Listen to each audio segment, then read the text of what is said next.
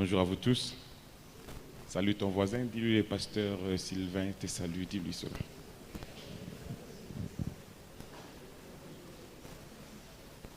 Amen. Soyez bénis encore ce matin, vous qui êtes là. Comme je l'ai dit hier, j'aime toujours ces moments où l'on apprend en petits groupes. C'est souvent là que le Seigneur sélectionne ceux avec qui il veut aller loin. Amen. Et j'ose croire que le Seigneur veut aller réellement loin avec toi. Si tu crois en cela, donne-moi un bon amen. Hier, nous avons appris ensemble, nous sommes allés dans les profondeurs de l'enseignement sur l'intimité avec le Saint-Esprit. Il y a une suite logique par rapport à cela. J'aimerais parler ce matin et demain aussi, j'espère que je vais finir, sur comprendre l'onction. Comprendre l'onction. Hier, je vous ai dit que la marche avec le Saint-Esprit, la marche dans l'intimité avec le Saint-Esprit, débouche inexorablement sur la manifestation de la puissance du Saint-Esprit, à savoir l'onction.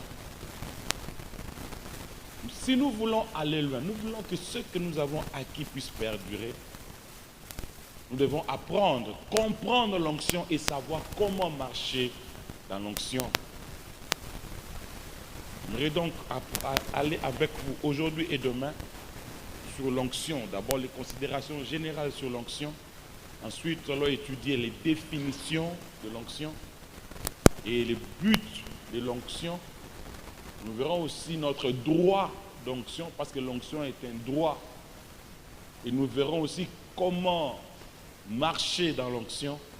Il y a un dernier chapitre, j'hésite à donner ici, peut-être qu'on va le faire à un groupe encore plus restreint avec les ouvriers sur comment libérer l'onction, how to release the anointing. Peut-être on verra ça avec des tout petits groupes là, peut-être. Mais je crois qu'avec le bagage que nous allons donner, chacun de vous doit être capable, là où il est, de pouvoir manifester la puissance de Dieu. Vous savez, un des travaux que Dieu m'a donné à moi, c'est de démystifier l'onction. Vraiment démystifier. Ce n'est pas quelque chose de réservé à une petite catégorie des gens, des pasteurs. C'est faux, qu'on ne te trompe pas. C'est faux. Tel que tu es là, tu peux prêcher un païen et le voir passer des ténèbres à la lumière. Tu peux prier pour un malade et le voir guéri. Tu peux prier pour quelqu'un, il est baptisé du Saint-Esprit. Tu peux prier pour chasser un démon et délivrer toute une famille, toute une tribu entière. Tu peux le faire. Tu peux le faire. Ce n'est pas réservé à une élite, une catégorie de gens qui marchent d'un air bizarre. Non, croyez-moi, faux. Tu peux le faire. Dans ta maison, au travail, tu peux le faire. Tu peux le faire. Est-ce que vous entendez ce que je suis en train de dire? Tu peux le faire. Je vous ai dit, moi le Seigneur m'a dit, bâtis une armée des ouvriers. Bâtis une armée, pas des chrétiens, non, mais des ouvriers. Des gens qui ont appris et qui appliquent. Amen.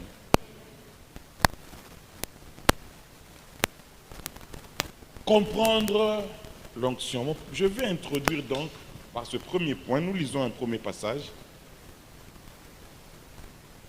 Mon lecteur d'hier. Nous lisons un premier passage.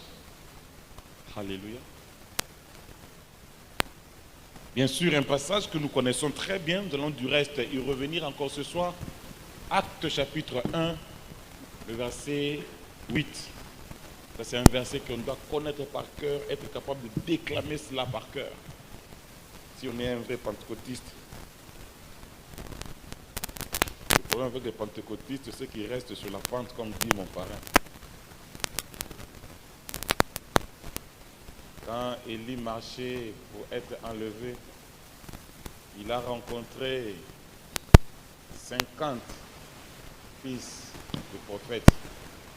Un peu comme une image de la Pentecôte quelque part. Là. Comme une image de pentecôtiste, voulais-je dire. Et ils n'ont même pas pu traverser les Jourdains. Il n'y a qu'un seul qui a traversé les Jourdains. Et c'était qui?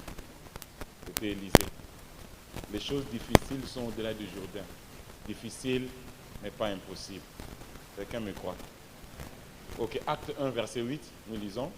Acte chapitre 1, verset 8. C'est le Seigneur Jésus qui parle.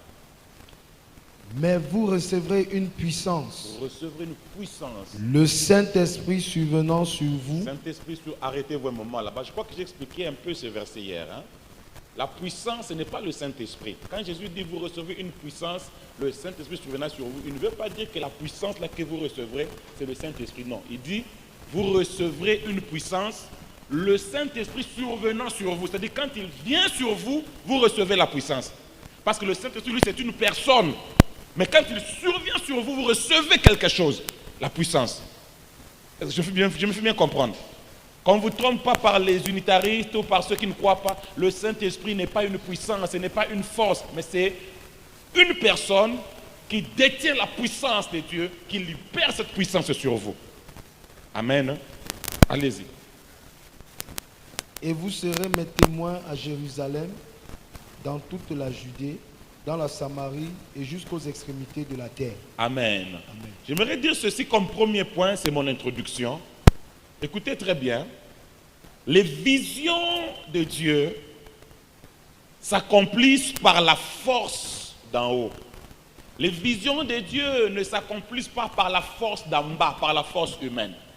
Ce que Dieu fait, ce que Dieu déclenche, il l'accomplit par la force d'en haut, c'est-à-dire par l'onction du Saint-Esprit. Et c'est du reste ce qui permet à Dieu d'être Dieu. Écoutez-moi bien, frères et sœurs. Si Dieu n'est capable que de faire ce que moi, humainement parlant, je peux faire, en quoi est-il Dieu?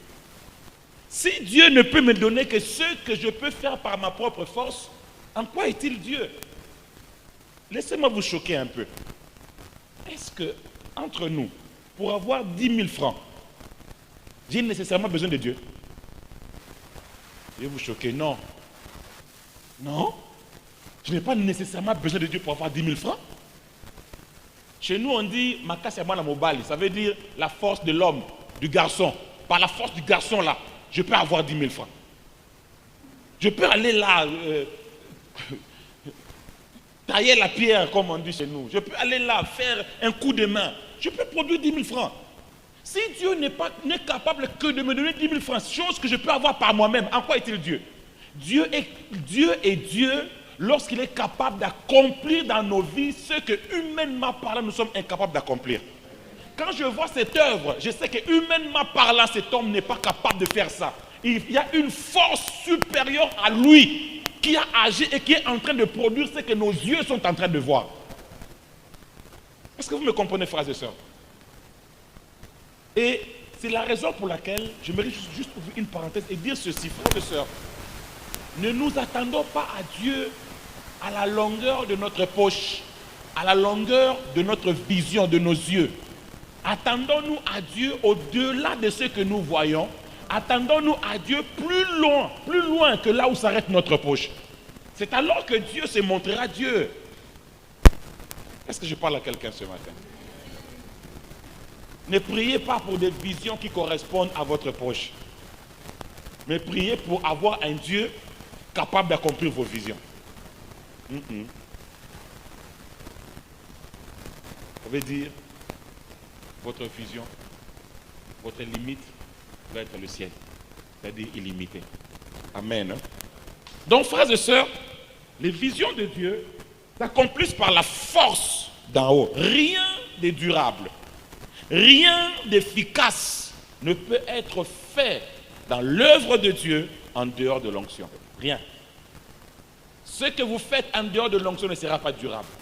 Ce que vous faites en dehors de la puissance de Dieu ne pourra pas résister à l'épreuve du temps. Et frères et sœurs, ce point-là est tellement capital que le Seigneur Jésus-Christ, dans Luc chapitre 24, verset 29, a dit à ses disciples, « Ne vous éloignez surtout pas de Jérusalem, jusqu'à ce que vous receviez la force d'en haut. » Ne vous éloignez pas, ne sortez, ne commencez rien, ne bâtissez rien jusqu'à ce que vous soyez visités d'en haut. Parce qu'il savait que Si les disciples osaient commencer sans la force d'en haut, leur œuvre n'aurait pas résisté à l'épreuve du temps. Oh frères et sœurs, parce qu'ils ont été visités, Actes chapitre 2, ils ont été visités, ils ont bâti une œuvre qui subsiste jusqu'à aujourd'hui. Si toi et moi nous sommes assis dans cette église, c'est parce que ces hommes-là ont travaillé, ils ont répandu l'évangile et, l'évangile a traversé les temps et aujourd'hui toi et moi nous sommes chrétiens. Amen. Et nous sommes donc le fruit de l'onction. Nous sommes le fruit de leur onction. S'ils avaient bâti avec la force d'en bas, eh bien, cela n'aurait pas duré. Donc, aucun discours, frères et sœurs, si élaboré soit-il, aucune argumentation, si sophistiquée soit-elle, aucun raisonnement, si logique soit-il, ne peuvent toucher l'esprit de l'homme au point de l'influencer positivement pour l'éternité. Rien. Ce n'est pas l'éloquence qui change l'homme. Ce n'est pas l'éloquence qui fait bouger les choses, non. Ce n'est pas la logique apprise à l'université qui peut faire avancer l'œuvre de Dieu. Faux. Ce ne sont pas les calculs, les combines. Non. Il n'y a qu'une seule chose qui fait marcher l'œuvre de Dieu, frères et sœurs, c'est l'onction du Saint-Esprit. La puissance d'en haut. D'où l'importance pour nous en tant qu'ouvriers, l'importance pour nous en tant que ceux qui veulent réellement marcher dans les profondeurs avec Dieu, l'importance pour nous de chercher l'onction, de connaître l'onction, de comprendre l'onction et de savoir libérer cette onction, cette force qui vient d'en haut. Amen. Voyons un peu dans notre deuxième point les différentes définitions que l'on peut donner à l'onction du Saint-Esprit. Il y a plusieurs définitions, mais ici je n'en prendrai que 7. Je n'en prendrai que 7. Comment peut-on définir l'onction? D'abord, c'est difficile de définir l'onction. Un homme de Dieu a dit, l'onction, ce n'est pas dans mes points, mais j'ai aimé ce qu'il a dit. Il dit, l'onction, c'est quelque chose d'indéfinissable que on sait quand il est là et on sait quand il n'est pas là. Mais c'est vrai, hein? Quand l'onction est là, on sait qu'il est là. Et généralement, frères et sœurs, quand il n'y a pas d'onction, on cherche à le fabriquer. On le fabrique soit par du bruit, on le fabrique soit par des cérémonies pompeuses, on le fabrique soit par des tenues pompeuses, soit on le fabrique par des gestuels. On crie, on saute. Mais quand on peut sauter, mais quand l'onction est là, on sait qu'il est là, elle est là. On peut crier, quand l'onction est là, on sait qu'elle est là.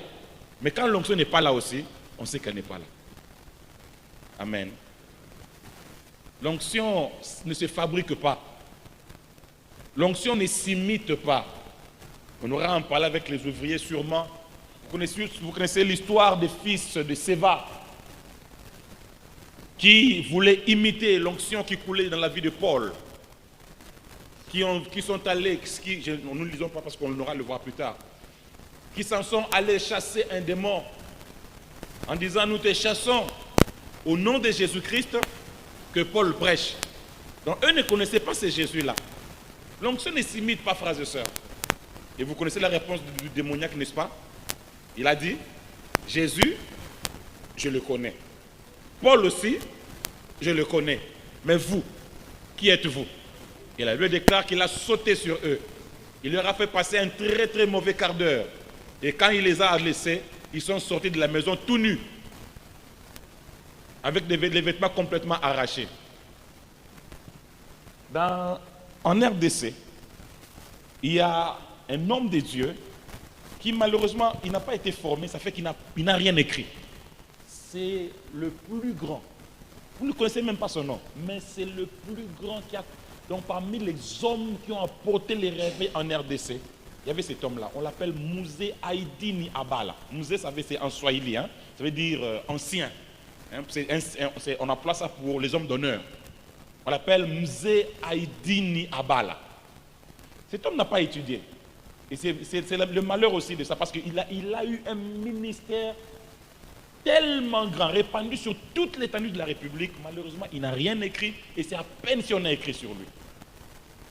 Cet homme était un voyou. Il vivait à l'est, à la frontière avec l'Ouganda, Tanzanie, Ouganda par là. Un voyou.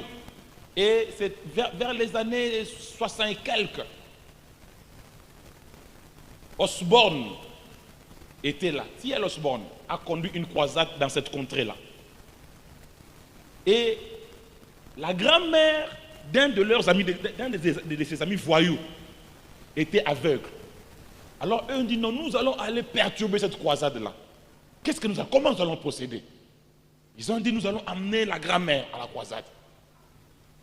Comme ça, quand elle ne sera pas guérie, alors on va s'attaquer à ces blancs-là. Il y a des choses qu'il ne faut pas faire avec Dieu. Il y a des choses qu'il ne faut pas faire avec les hommes d'onction. Ils ont amené la grand-mère. Ils étaient au milieu de la foule. Pendant que l'homme de Dieu priait, très loin il priait. Et brusquement, la grand-mère a poussé un cri. Elle commençait à voir. Ses yeux se sont ouverts. C'est alors que ce monsieur Aïdi Niabala a cru en Jésus. Ce n'était pas suffisant. Souvent, je choque les gens quand je dis ça. Mes amis, croire en Jésus, ce n'est pas suffisant. Croire en Jésus, ça ne veut pas dire qu'on a l'onction. Ça ne veut pas dire qu'on est baptisé du Saint-Esprit. Non. Il y a deux expériences, mon frère. On peut même en ajouter. Cet homme a cru. Et il a cru en Jésus. Et pour lui, il était persuadé que la puissance était avec lui. Dans son village, il y avait un fou. Il dit, je vais délivrer ce fou. Il s'est approché du fou. Il a commencé à prier. Il dit, je t'ordonne, sors de cet homme au nom de Jésus. Le fou l'a regardé. Le fou lui a dit, écoutez bien, j'ai regardé sur la liste des hommes de puissance.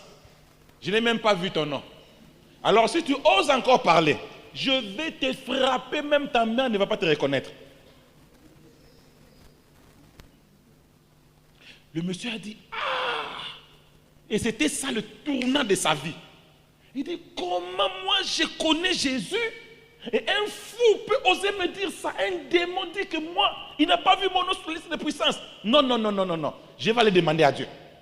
Je vais aller demander à Dieu. Il est entré dans la brousse pendant 3 semaines. On l'a cherché, on ne l'a plus retrouvé. Lui-même dit, il était là, il est allé prier sur le bord d'une rivière. Il a fait 3 semaines, il ne mangeait pas.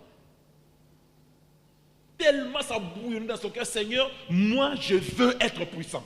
Moi je veux cette onction-là. Ce que j'ai vu chez Osborne, Seigneur, c'est ce que je veux. Il dit, après 14 jours de prière, il était couché sur le bord de la rivière. Il a entendu, vous savez ce qu'on appelle des clapotis. C'est-à-dire quand l'eau semble bouger, cloup, tant, tant. Il a entendu comme des clapotis, comme quelqu'un qui marchait sur l'eau. Il dit, il voulait se relever, mais comme une force qui le plaquait par terre. Ce témoignage que je raconte, ce n'est même pas écrit. Avant sa mort, il témoignait, il a fait une émission où il en parlait, et j'ai suivi cette émission, je buvais ça comme du lait. Il dit, il a entendu cet homme-là, il voulait se relever, mais il n'arrivait pas à se relever. Mais pour lui, ce n'était pas encore suffisant. Il a eu 2 expériences comme ça. Après 21 jours, le Seigneur lui a parlé, il dit, rentre au village. C'est fini. Alors lui-même, il dit, il est rentré au village. L'onction, c'est autre chose. Sa vie a complètement changé. À peine il est entré au village, les gens ont crié, mais il est disparu. Il est là, on l'a retrouvé. Ceux qui ont voulu se précipiter pour le toucher, ils étaient projetés à plus de 3 mètres. Plus de 3 mètres. Quand la puissance de Dieu renverse les gens, ne pense pas qu'ils s'amusent. Ne pense pas que c'est juste pour amuser la galerie. Non. C'est la main de Dieu. On en parlera peut-être ce soir. La Bible déclare que la puissance que nous recevons est exactement la même que celle qui a ressuscité Christ d'entre les morts. Exactement la même. Je vais expliquer ça ce soir. Pourquoi lorsqu'elle vient sur nous, quelquefois nous ne tenons plus debout?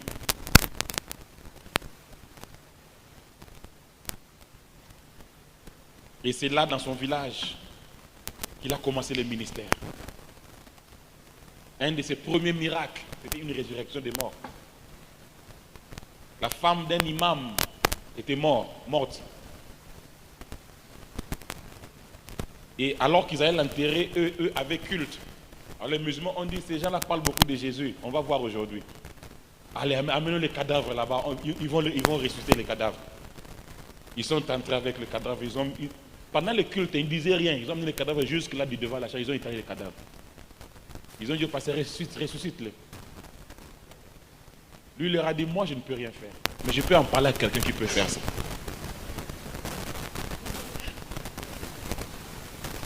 Quand il a mis la main sur le cadavre et qu'il a prié, il dit, la femme a crié, la femme s'est relevée. Ceux qui l'avaient amené, personne n'était là, sens unique tout le monde, vers la porte. Et c'est comme ça qu'il a influencé la RDC à un point où vous n'avez pas idée. Je n'ai pas assisté à plusieurs de ces campagnes, j'ai assisté à une seule de ces campagnes. Non, j'ai vu des choses inouïes. Inouïes. Quand il prie des mains, c'est que tout le monde s'assoit. Tout le monde reste assis. Mais il dit, quand je vais dire Amen, si tu es paralytique, mets-toi debout. Si tu es avec, mets-toi debout. Si tu es malade, mets-toi debout. Et quand il dit Amen, tu vois les paralytiques là. Ce n'est pas les paralytiques des Américains, hein. Les paralytiques d'Afrique ici. Ça, c'est différent. Les paralytiques américains, ils ont des pieds gros comme ça là. Nos paralytiques là, africains là, avec des petits pieds là comme ça. Des petites jambes là. J'ai vu des paralytiques commencer à s'élever. Waouh! Ça, c'est l'onction du Saint-Esprit. Amen. Hein? Ça, c'est l'onction du Saint-Esprit. Comment peut-on définir l'onction? Quand elle est là, on sait qu'elle est là. Prenons quand même quelques définitions. Nous pouvons dire que l'onction, c'est la puissance que Dieu donne en vue d'accomplir un travail. La puissance que Dieu donne en vue d'accomplir un travail. Luc chapitre 24, verset 19, et puis Acte 1, verset 8 qu'on a lu tout à l'heure. Lisez, je vais faire un petit commentaire là-dessus. Luc chapitre 24, verset 49.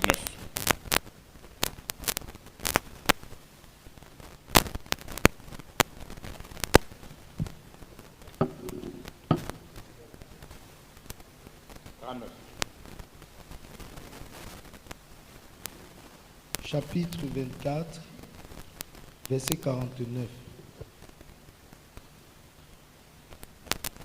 C'est le Seigneur qui parle, il dit quoi? Et voici, j'enverrai sur vous ce que mon Père a promis.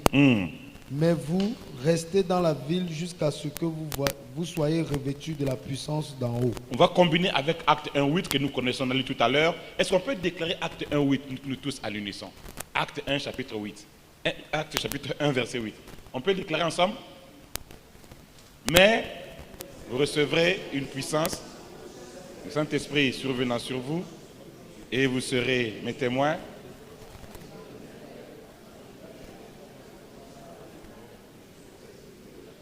Ok. Nous disons que l'onction, c'est la puissance que Dieu donne en vue d'accomplir un travail. Les disciples avaient un travail à faire, à savoir l'évangélisation du monde.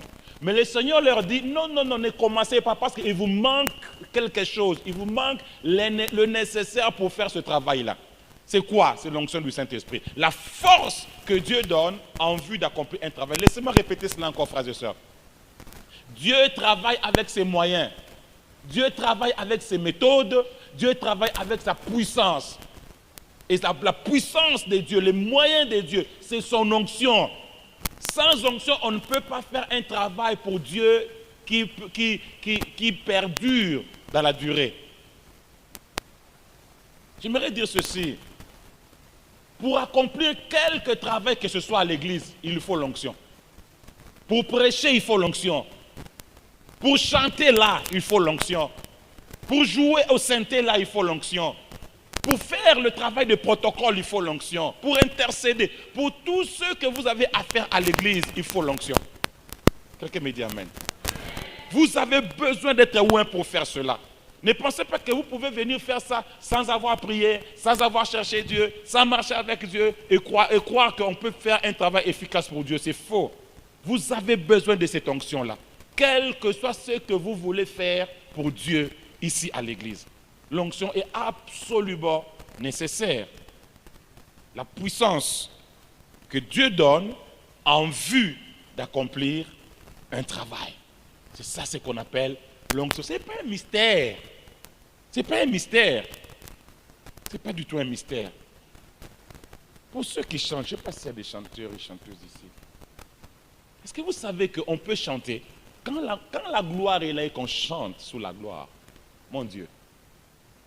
On peut produire des résultats inouïs. Hein? Inouïs. Chez nous, on a entraîné nos choristes à chanter sous l'onction. De telle sorte qu'il y a des cultes, j'en ai parlé ici, où la gloire est tellement forte avant la parole. Chez nous, l'adoration, c'est juste avant la parole. La gloire est tellement forte qu'on ne sait pas prêcher. Parce que quand tu prends le micro, tu dis restez calme, on va dire la parole de Dieu. La puissance est en train d'agir. Les gens ne savent pas arrêter. Et toi, homme, tu vas faire quand tu dis j'arrête tout. Non, laisse faire le Saint-Esprit. Et quelquefois, nous commençons un service. Quelquefois, je fais d'abord un service pendant même 30 minutes. Et les 30 dernières minutes, je prêche. Et ils nous conduisent dans des situations telles que quelquefois la gloire est tellement forte qu'à la fin du culte, on ne sait pas dire Amen, on finit. Non. Parce que quelquefois, moi-même, j'ai besoin de prier aussi. La gloire est forte et le culte se termine en queue de poisson. Il y a même des cultes sans offrande. Il n'y a même pas moyen de prendre les offrandes à la fin. On met juste un panier là. Celui qui veut, il met son offrande. Celui qui ne veut pas, il ne met pas. Un jour, pendant une convention, la gloire était si forte. Je suis parti à la maison. Je suis rentré 1 heure après. J'ai trouvé des gens en prière. Ils n'arrivaient pas à arrêter. On a eu un jeune homme, Dan Kayembe, à quel âge encore? 16 ans. Baptisé du Saint-Esprit. Il a parlé en langue pendant toute la nuit. Il n'arrivait pas à arrêter. Quand on lui posait la question, il répondait en langue. Je vous dis la vérité. Ce n'est pas qu'il exagère, non. Il dit, c'était tellement fort que c'est un jeune homme. Il ne connaissait pas encore les choses de Dieu. Il est allé mettre, comment on appelle ça, un scotch à sa bouche. C'était trop fort. Et c'est un petit avec des dons, oh là là, des charismes terribles. Il a un grand avenir avec le Seigneur. Donc c'est la force que Dieu donne et qui permet de pouvoir faire un travail. Deuxième définition de l'onction, on peut aussi définir l'onction comme la main de Dieu sur son serviteur. La main de Dieu sur son serviteur. Nous lisons 2 Rois chapitre 3 verset 15 et puis nous lirons Luc chapitre 11 le verset 20. 2 Rois chapitre 3 verset 15 et Luc chapitre 11 verset 20. 2 Rois chapitre 3 verset 15.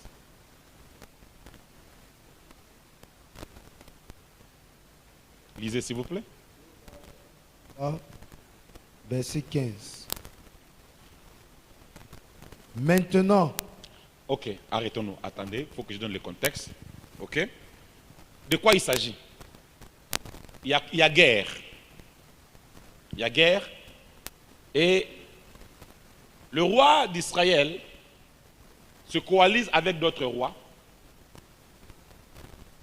Et ils vont pour combattre. Le roi d'Israël, trouvez-moi le nom de ce roi, son nom, l'ordinateur ne me donne pas son nom en tête.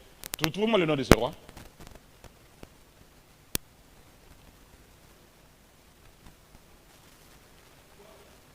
C'est Joab. Joab n'a pas été roi. Joas, c'est qui? Attendez, on se retrouve. J'aime toujours donner le contexte. Ça nous aide à mieux appréhender les choses. Ok, 2 Rois, un instant, je vais moi aussi me retrouver comme ça, je vous dis les choses plus clairement. 2 Rois, chapitre, je vous ai dit chapitre 3, verset 15. Ok, voilà. De quoi il s'agit? Joram, voilà le nom que je cherchais. Joram était fils d'Akab.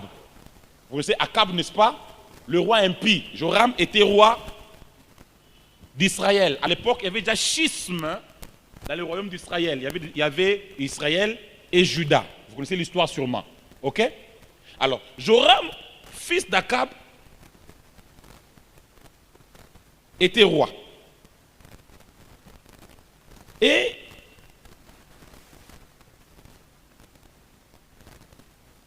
à la mort de son père, à la mort d'Akab son père, le roi de Moab qui était assujetti à Israël s'est révolté contre Israël. Alors le roi Joram sortit pour aller combattre contre le roi de Moab. Il s'est mis en marche et il s'est coalisé avec Josaphat qui était roi de Juda. Et Josaphat lui a répondu, nous irons ensemble pour combattre comme un seul homme. Ils sont montés pour combattre. Et leur armée ont fait 7 jours de marche. Après 7 jours, ils manquèrent d'eau. Et bien sûr de l'eau pour eux et de l'eau pour les bêtes qui marchaient avec eux. Alors le roi d'Israël, ou plutôt le roi d'Israël, oui, Joram, s'est écrié, aïe, nous allons mourir. Mais Josaphat lui a dit, mais est-ce qu'il n'y a aucun prophète de l'Éternel ici que nous pouvons consulter? Alors un des serviteurs a dit, non, il y a Élisée, celui qui versait l'eau sur les mains d'Élie, il est là, on peut le consulter. Alors ils sont allés voir Élisée. Lorsqu'ils sont arrivés devant Élisée, Élisée c'était un homme de Dieu, hein?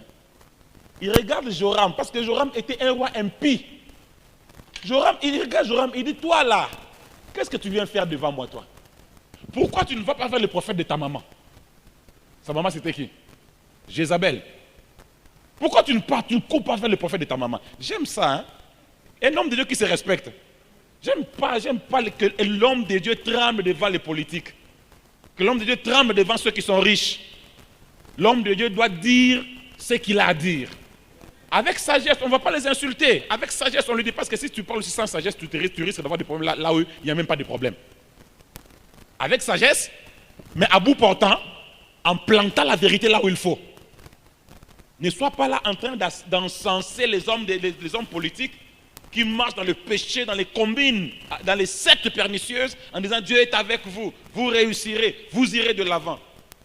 Chez nous, l'ancien président Kabila qui est mort avait reçu les hommes de Dieu. Tous étaient là en train de dire tu iras de l'avant. Un seul s'est levé et dit non, Dieu n'aime pas ce que tu fais. Tu mets tes photos partout là, Dieu n'aime pas ça, on va te tuer si tu continues comme ça. Et on l'a tué.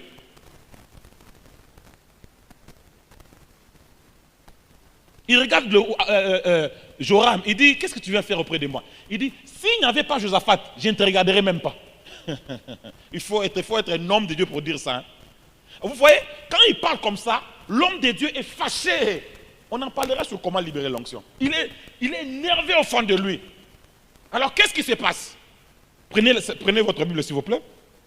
2 Rois, chapitre 15, verset 14, il dit, chapitre 3, pardon, verset 14, il dit, l'Éternel des armées dont je suis le serviteur est vivant. Si je n'avais égard à Josaphat, roi de Juda, je ne ferais aucune attention à toi. Je ne te regarderai même pas.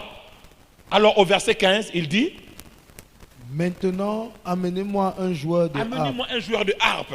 Et comme le joueur de harpe jouait, la main de l'Éternel fut sur Élisée. Quand on nous dit l'onction, c'est quoi? C'est la main de l'Éternel sur son serviteur. Quand on dit que la main de l'Éternel fut sur Élisée, ce n'est pas que une main là s'est détachée et est venue se poser sur la tête d'Élisée. Non, mais l'onction du Saint-Esprit descendit sur Élisée. Et alors, paf, il s'est mis à prophétiser. Pouvons-nous dire quelque chose sur la prophétie ici? Juste une parenthèse. J'ai aimé ce que le pasteur a dit l'autre fois. La prophétie n'a pas pour premier rôle de prédire l'avenir. Non. Si vous lisez les prophéties de la Bible, il n'y a que 30% qui prédisent l'avenir. 70% des prophéties parlent des faits présents. La prophétie, c'est la lampe au pied de l'église qui montre à l'église où aller. C'est la lampe à nos pieds. La prophétie répond aux questions d'aujourd'hui. Regardez le livre d'Agé. Qu'est-ce qui se passe? Israël sort de la captivité. Au lieu de bâtir le temple de Dieu, chacun s'en va bâtir sa maison. Après qu'ils eurent été empêchés de bâtir la maison de Dieu. Alors là, le prophète Agé se lève et il dit, considérez attentivement vos voies. Vous semez beaucoup, vous recueillez peu. Il y avait un problème. Israël ne comprenait pas ce qui s'est passé. Agé se lève et il leur explique ce qui était en train de se passer. Pourquoi est-ce que vous connaissez ça? C'est parce que la maison de l'Éternel n'est pas bâtie. Amen. Hein? C'est ça un prophète. Un prophète, ce n'est pas, je ne sais pas comment ils font chez vous ici, mais chez nous, sûrement, ils ferment les yeux, ils font ça. Je vois, Dieu me montre. Ton père est un homme. Ta maman, c'est une femme. Ta maman, c'est une femme. Dieu me montre ça, Dieu me montre ça. Allez, arrête-nous ça.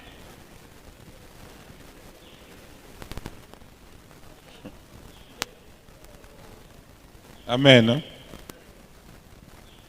C'est un peu ça sur le prophétisme. Donc, la main de l'Éternel était sur Élisée. L'onction, c'est quoi? C'est la main de l'Éternel sur son serviteur. Et quand vous lisez même Néhémie, vous lisez certains serviteurs, ils vous disent la bonne main de mon Dieu était sur moi. J'aime quand je veux travailler quelque part, je dis Seigneur, que ta main m'accompagne. Ça veut dire quoi? Que ton onction soit là avec moi. Amen. La bonne main de l'Éternel. Dans Luc chapitre 11, le Seigneur Jésus dit quelque chose.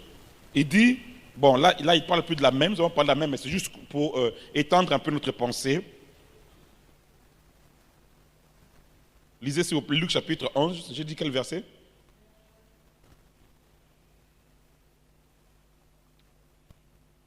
Non, Luc chapitre 11, verset 20, oui, allez-y. Verset 20. Oui. Luc chapitre 11, verset 20. Mais si c'est par le doigt de Dieu que je chasse les démons. Jésus dit, si c'est par le doigt de Dieu que je chasse les démons. Il parle du doigt de Dieu. Il ne s'agit pas d'un doigt comme ça, c'est un langage imagé. Tout ça, il veut dire quoi? Si ce n'est pas l'onction du Saint-Esprit, par la puissance de Dieu que je chasse les démons. Amen. Si c'est par la puissance de Dieu, l'onction du Saint-Esprit. L'onction peut être définie donc comme la bonne main de l'Éternel sur son serviteur. Le doigt de Dieu dans un travail. C'est ça l'onction du Saint-Esprit. Amen.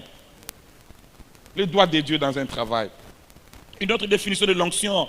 L'onction c'est quoi? L'onction peut aussi être définie comme la force que donne le Seigneur. Oh, une force qui renouvelle. Oh, une force qui vivifie. Oh, une force qui permet de tenir. De tenir. Lisez avec moi. Psaume 92, verset 11. Et Éphésiens 6, verset 10. Psaume 92, verset 11 et Éphésiens 6, verset 10. Oh là là, vous ne dites pas 92 ici, my goodness. Sorry. Psaume 92. Voilà. Chez nous, on dit 92. 92. Allez-y.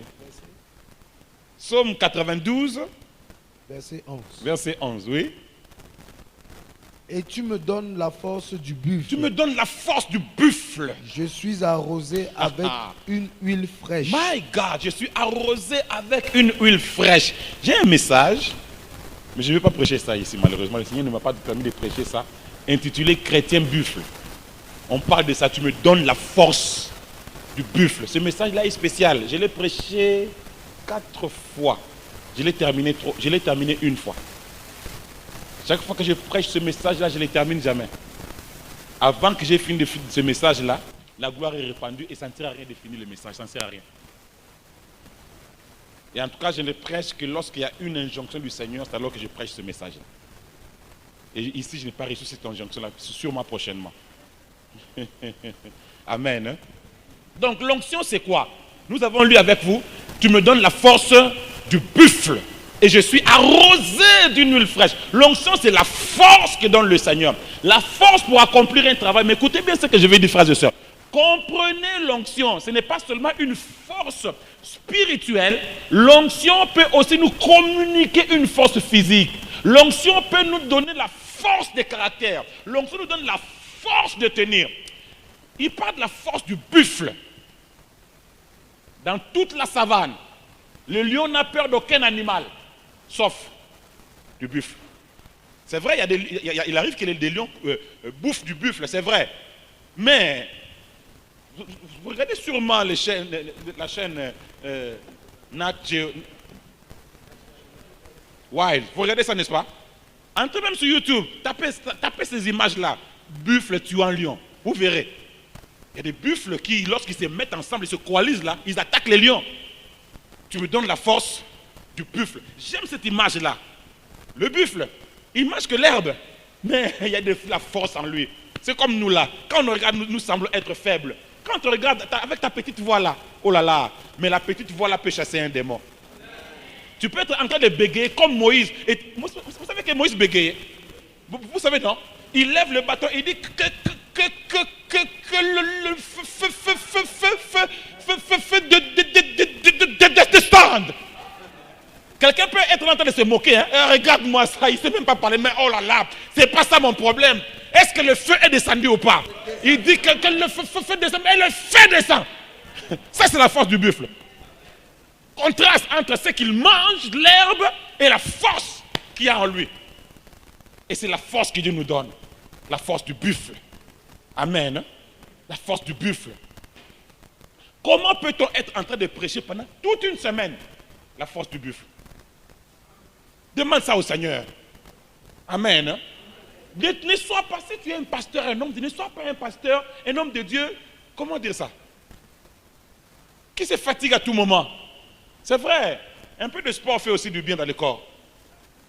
Mais ne sois pas un homme qui se fatigue à tout moment malade dans son corps. Non! La force du buffle, l'onction nous donne ça aussi. J'en parlerai ce soir. Comprenez l'onction, frères et sœurs. Je peux dire, l'onction est holistique. C'est-à-dire, l'onction englobe un peu tout.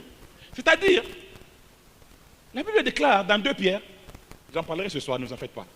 Sa divine puissance nous a donné tout ce qui contribue à la vie et à la piété. Pas seulement la piété, l'onction c'est aussi pour la vie. La vie là, ce n'est pas vie éternelle, c'est vie ici sur la terre. Sur la terre. Oui, ici à Yaoundé. Je vais m'écrier comme Pierre, plutôt comme Paul. Il arrive là, il trouve les chrétiens à Éphèse. Il dit, mais avez-vous reçu le Saint-Esprit? Dans cette ville-là, avec tout ce que je connais ici, vous voulez marcher sans Saint-Esprit? Ici à Yaoundé là, marcher sans onction. Ici à Yaoundé. Et vous croyez que vous ferez long feu? Les démons sont grands. Les démons sont puissants. Mais gloire au Seigneur. Parce qu'avec l'onction qui est déployée à Yaoundé, tu seras plus puissant que ces démons-là. Quelqu'un me dit amen. C'est la force que donne le Seigneur. Tu me donnes la force du buffle. Et je suis arrosé d'une huile fraîche. Amen. Ephésiens 6, verset 10, la Bible déclare... Ephésiens 6, verset 10. Fortifiez-vous. Au reste, fortifiez-vous dans le Seigneur. Dans le Seigneur. Et par sa force toute puissante. Par sa force toute puissante. Fortifiez-vous dans le Seigneur. L'onction est là aussi pour nous relever notre tête quand nous sommes fatigués. L'onction est là pour relever notre tête quand nous sommes épuisés. Vous savez, frères et sœurs, j'ai écrit quelque chose là-dessus. Ça sera un livre que je vais publier prochainement.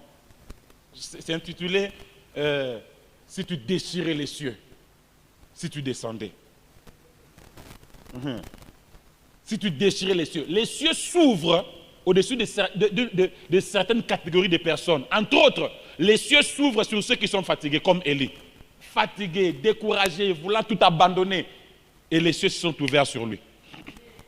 Si tu es découragé, tu en as besoin. La force du Seigneur, les cieux ouverts et la force qui descend sur toi, afin de t'aider à relever la tête et de marcher encore plus loin. Amen. Vous comprenez, l'onction, ce n'est pas seulement de parler en langue. Mais l'onction, c'est tout à fait autre chose. C'est aussi autre chose.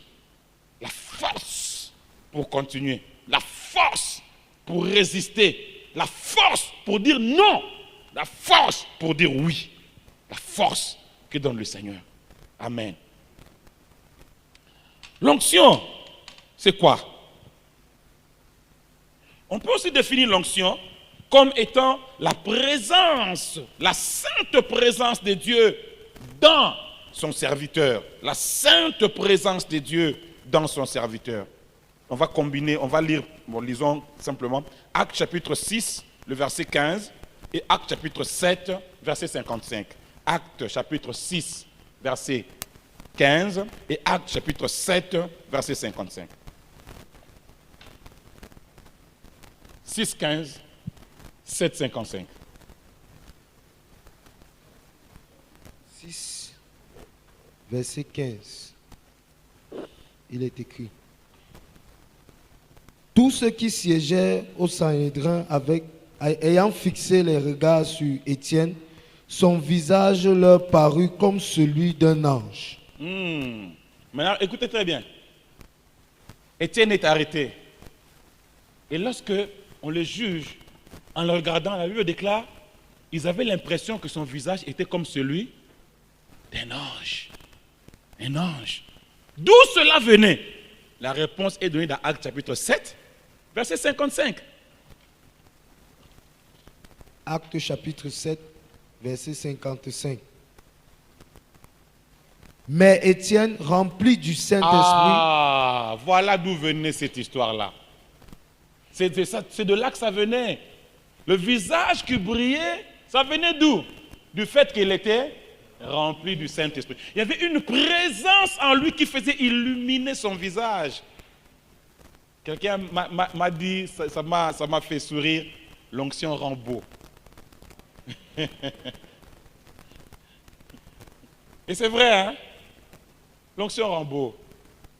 La colère rend... Je me suis juré, je dis ça souvent à mon épouse, on en parle souvent entre nous.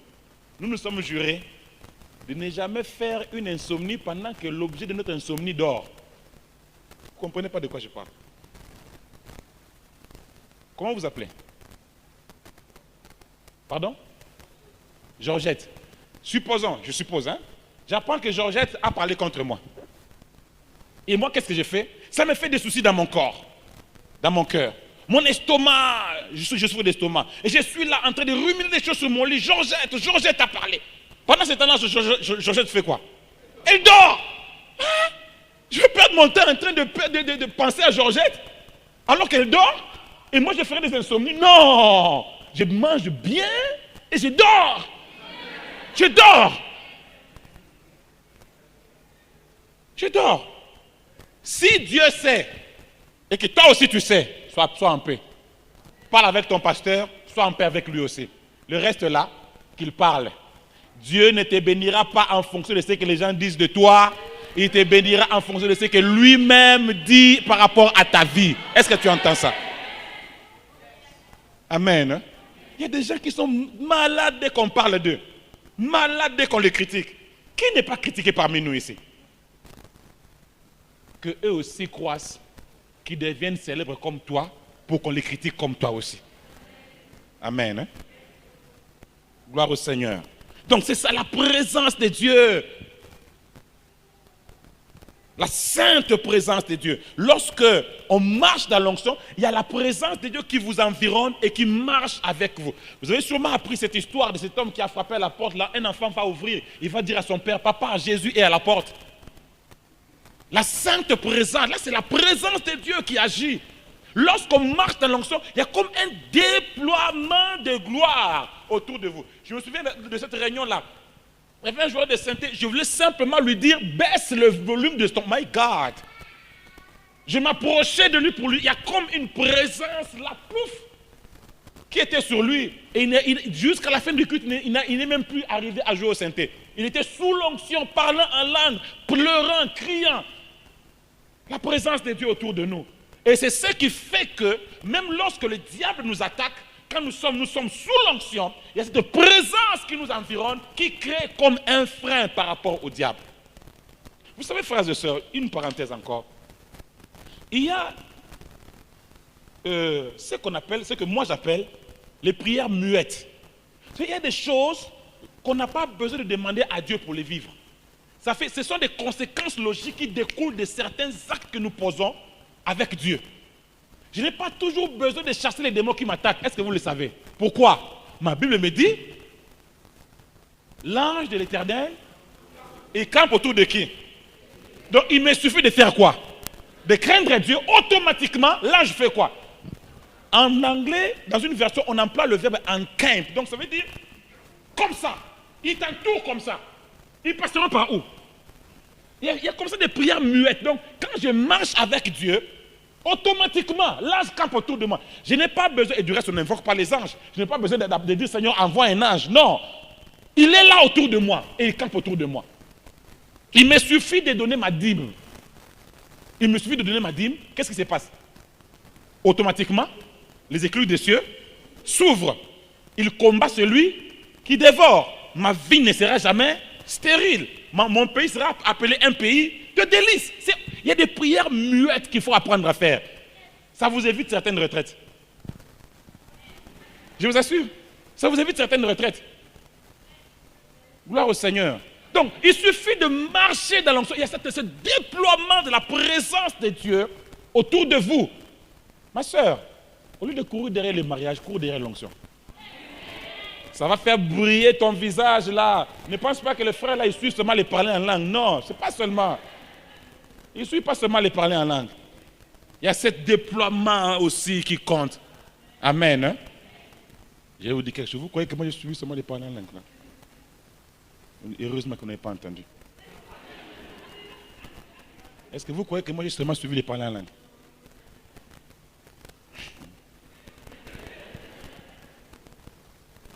Amen. Hein? Gloire au Seigneur. Que pouvons-nous encore dire à propos de l'onction? 4e définition maintenant. C'est la 4e.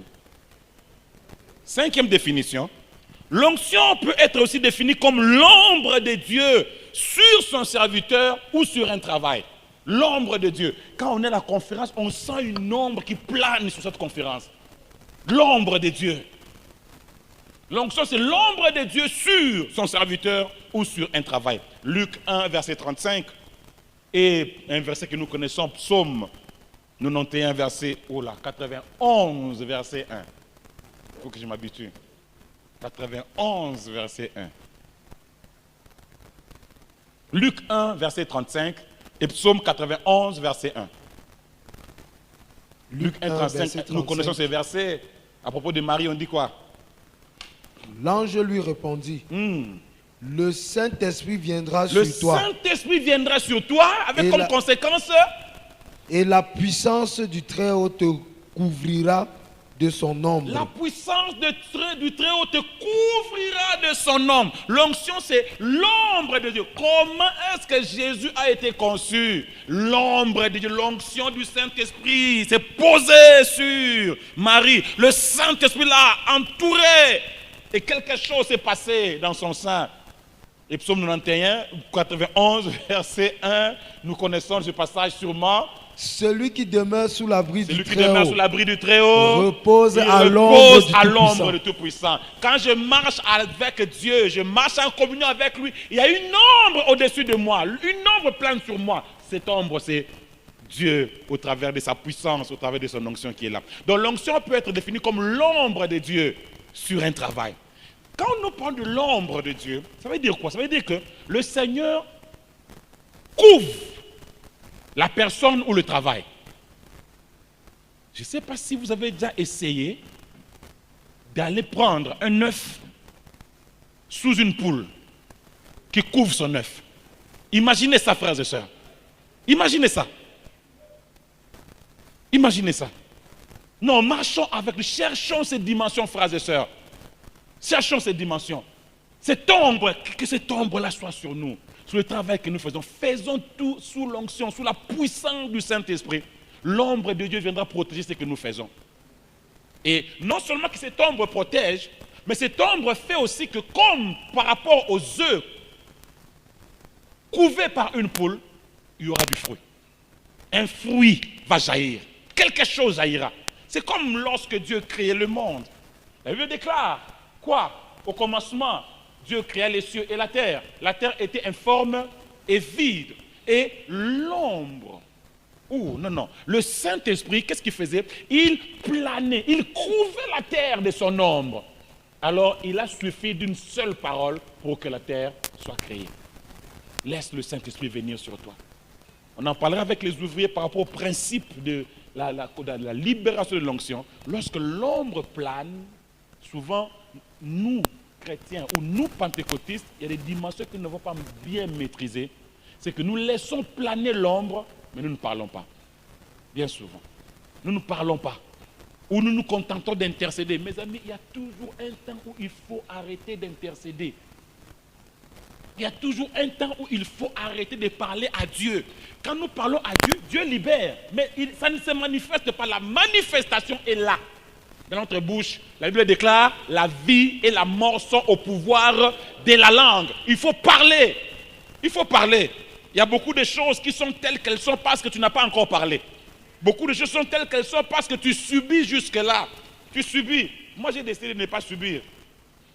Moi, j'ai décidé de parler clairement avec Dieu, c'est mon papa. Il est exigeant. Je ne sais pas pour toi, mais moi, Dieu est très exigeant envers moi. Alors moi aussi, je suis exigeant envers lui. Il suffit que je fasse quelque chose qui ne lui plaît pas, mon cœur est abîmé là complètement. Le Saint-Esprit me met mal à l'aise. Mais alors moi aussi, je vais être exigeant envers lui. Il y a des prières que je fais seulement moi-même. Et je ne veux même pas que tu entendes ça.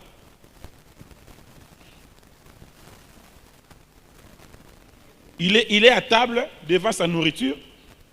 Une nourriture qu'il n'aime même pas manger. Alors lui, là, il est en train de prier. Seigneur, merci. Merci pour ce poisson. Un tout petit poisson là qui n'a à peine les os. Moi, quand je mange comme ça, je vais dire à Dieu, Seigneur, merci. Merci pour cette nourriture.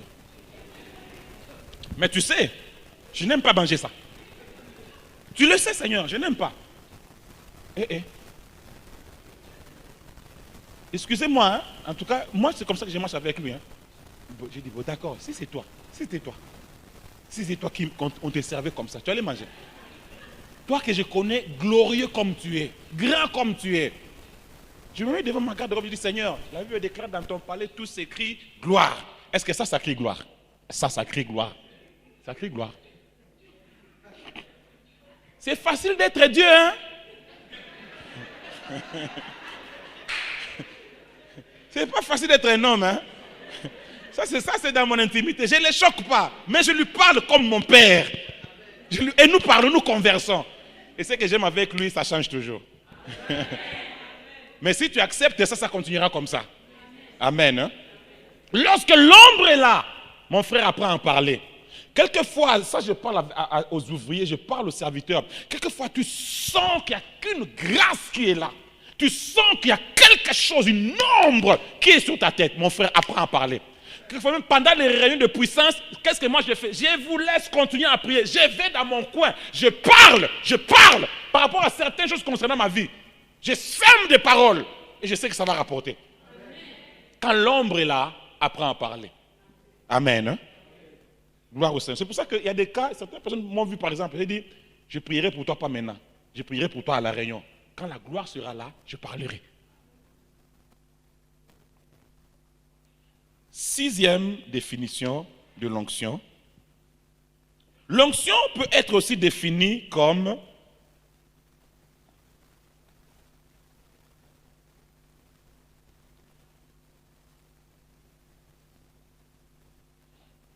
sixième ou 7e là, je me perds finalement moi-même.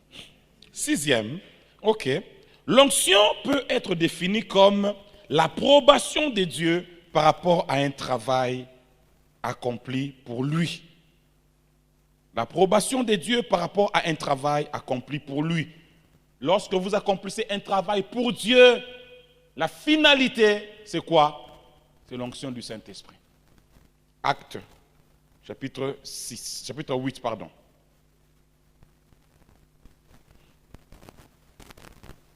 Actes chapitre 8, verset 5 et les versets suivants, c'est trop long, on ne va pas lire s'il vous plaît, je vais donner le contexte.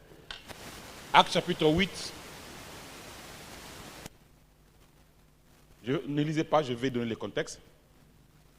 On ne lit pas parce qu'hier on a vu ça avec vous. Le diacre Philippe, l'évangéliste Philippe, il avait 2 filles vierges qui prophétisaient, c'est écrit dans le livre des Actes. Actes chapitre 8.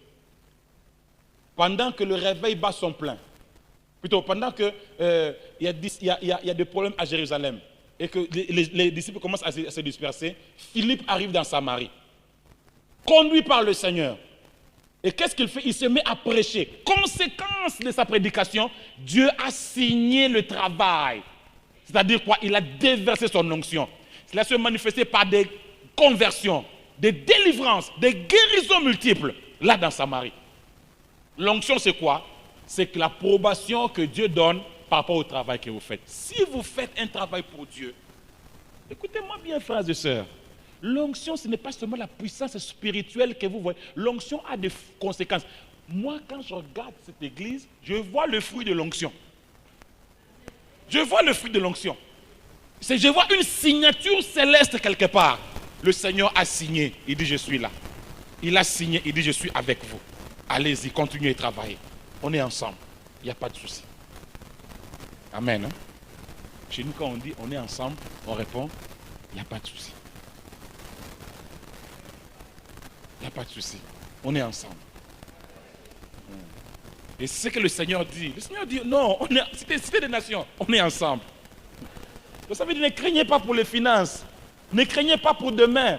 Ne posez pas la question, ça viendra d'où, par qui, comment, quand, pourquoi. Non, laissez ça à Dieu. Laissez ça à Dieu. Faites une chose, obéissez et laissez-lui les résultats. Il est un papa responsable. Notre Dieu n'est pas irresponsable. Il est un papa responsable. Et Dieu dit, il ne commence jamais ce qu'il n'a pas encore achevé. Il ne commence jamais ce qu'il n'a pas encore achevé. Ça veut dire, quand Dieu n'a pas envie d'achever, il ne commence jamais. Est-ce que vous entendez ça? Quand Dieu n'a pas envie d'achever, Dieu ne peut pas vous conduire. Il vous amène jusqu'ici. Et puis vous abandonne. Mon frère Jérémie, mon enfant Jérémie, maintenant débrouille-toi. Hein? Continue la suite. Hein? Les hommes sont avec toi. Non. Quand Dieu n'a pas envie de commencer, plutôt de terminer, il ne commence jamais.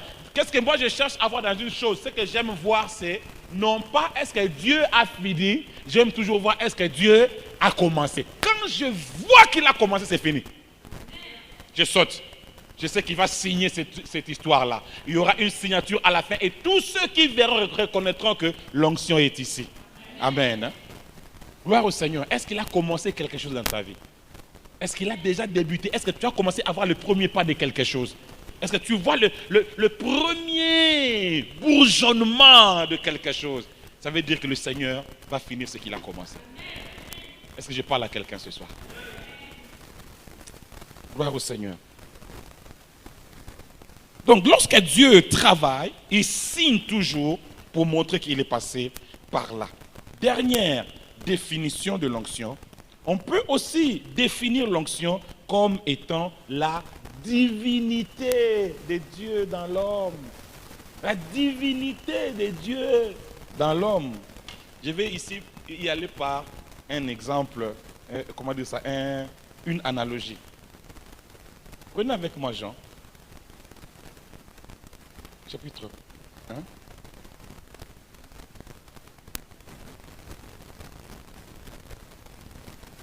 Jean chapitre 1.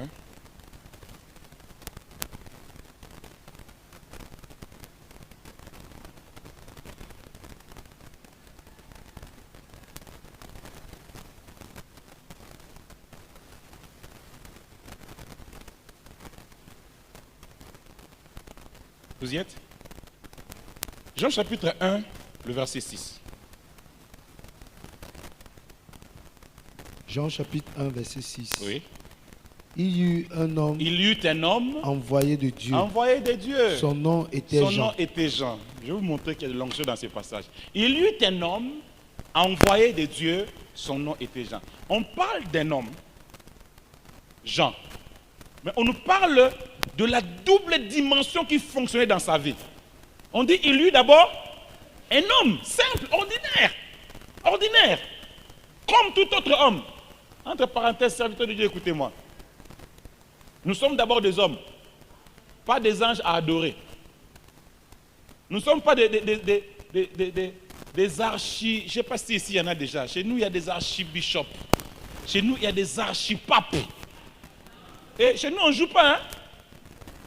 Il y a des archipapes, ambassadeurs célestes. My God. Bon, je sais que chez vous, ici, il n'y en a pas. Chez nous, il y a bouche autorisée de l'Éternel. La bouche autorisée. La langue, l'homme a la langue brûlée. Brûlée par les charbons. Chez nous, c'est terrible, je vous assure. Non, Dieu ne nous a pas appelés à tout ça. La Bible déclare, il y eut un homme. J'ai dit à l'église toujours ceci. Les jours où vous entendrez que je cesse d'être pasteur Sylvain, les jours où vous entendrez que je commence à me faire appeler prophète Sylvain, archipape, j'ai dit, ne posez même aucune question, ne me respectez même pas. Venez, attachez-moi les mains, commencez au nom de Jésus, au nom de Jésus. Sachez que là, c'est déjà fini, je suis foutu. Je suis foutu. Le fait, écoutez-moi, pasteur, Dieu a dit, je rendrai ton nom grand, pas ton titre. Non, je rendrai le nom de Jérémie fait possible. C'est ça ce que je rendrai grand. Pas son titre, non. Il n'a pas à multiplier les titres. Non, c'est son nom que Dieu a dit qu'il rendra grand. Est-ce que vous entendez ça, frères et sœurs?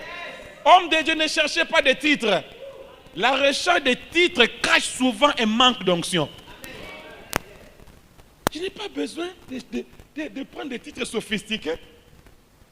Donnez-moi le micro. Par la grâce de Dieu, je ferai ce pourquoi il m'a appelé. Et si je suis avec lui, il va signer ce travail-là. Pas besoin de sophistication. Amen. Hein? Donc, lorsque le Seigneur travaille, il y a cette divinité. Alors, revenons dans Jean. Il y a eu un homme, pas un ange, pas un archibishop, un homme. Un homme. Donc, il n'a pas à attirer des gloires sur lui. Il y a chez nous une église où les pasteurs n'entrent jamais quand le culte commence. Lui, il vient toujours en retard, quand le culte a déjà commencé. Et quand il entre, le modérateur prend le micro, le MC. Il arrête tout. Même la louange. Hein. Il dit, mettons-nous debout parce que c'est dans notre langue que ça sonne mieux. Je vais vous dire dans notre langue.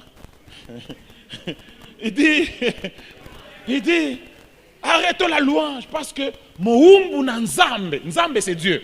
Moumbu ça veut dire esclave. Arrêtons la louange parce que l'esclave de Dieu est arrivé. Alors, moi j'étais en train de raisonner, je dis, donc, on arrête la louange du roi. Pourquoi? Parce que son esclave est arrivé. Comment comprendre ce paradoxe-là? Parce que l'esclave arrive, vous arrêtez la louange du roi. Non, ça ne se fait pas. Ça ne se fait pas. Ça ne se fait pas. Et nous aurons à rendre compte de ce genre de choses-là. Nous sommes des hommes. Des hommes. C'est vrai. Maintenant, il y a ceci. La Bible déclare, il y eut un homme envoyé de Dieu. Maintenant, il y a cette dimension divine qui est dans l'homme. Et c'est ça qu'on appelle l'onction. Qu'on ne vous trompe pas que Jean n'a pas fait des miracles. Il en a fait. Il a bouleversé la vie. Les gens tremblaient quand Jean prêchait. Les gens étaient mal à l'aise, mais ils venaient quand même l'écouter. L'onction, c'est cette dimension divine que Dieu place dans l'homme. C'est ce qui nous permet de poser quelquefois des actes divins. Pas à tout moment, mais ça nous permet quelquefois de poser des actes divins. Ça nous permet de poser des actes divins. Nous pouvons imposer des mains et voir une multiplication des choses. Ça vous est déjà arrivé? C'est possible, hein? Vous imposez les mains et la nourriture se multiplie. Ça se fait encore jusqu'à aujourd'hui. Ça se fait. Ça se fait.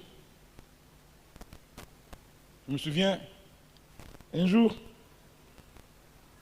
je sais que mon épouse ne va pas trop aimer ce que je vais dire, mais je vais le dire quand même.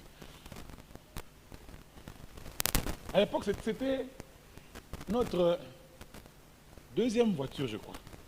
Et toujours quand on commence avec le ministère, des fois on se bat, bon, ce sont des voitures à peu près et tout, quand on commence. Alors c'est une voiture qui tombait souvent en panne. Mais ça m'a permis de voir des miracles. Hein? J'ai vu des miracles avec cette voiture-là. Je me souviens, je suis allé déposer un pasteur qui avait prêché chez nous. Au retour, là, il faisait déjà nuit, paf, que je tombe en panne. Je tombe en panne où? Près du palais présidentiel. Et vous savez, en Afrique, nos palais présidentiels,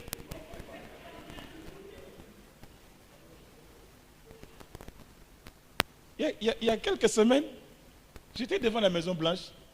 C'était là. Maison Blanche, c'est ça. Vous touchez la clôture, là, vous êtes là. Vous prenez des photos, personne ne vous dérange. Mais chez nous, là.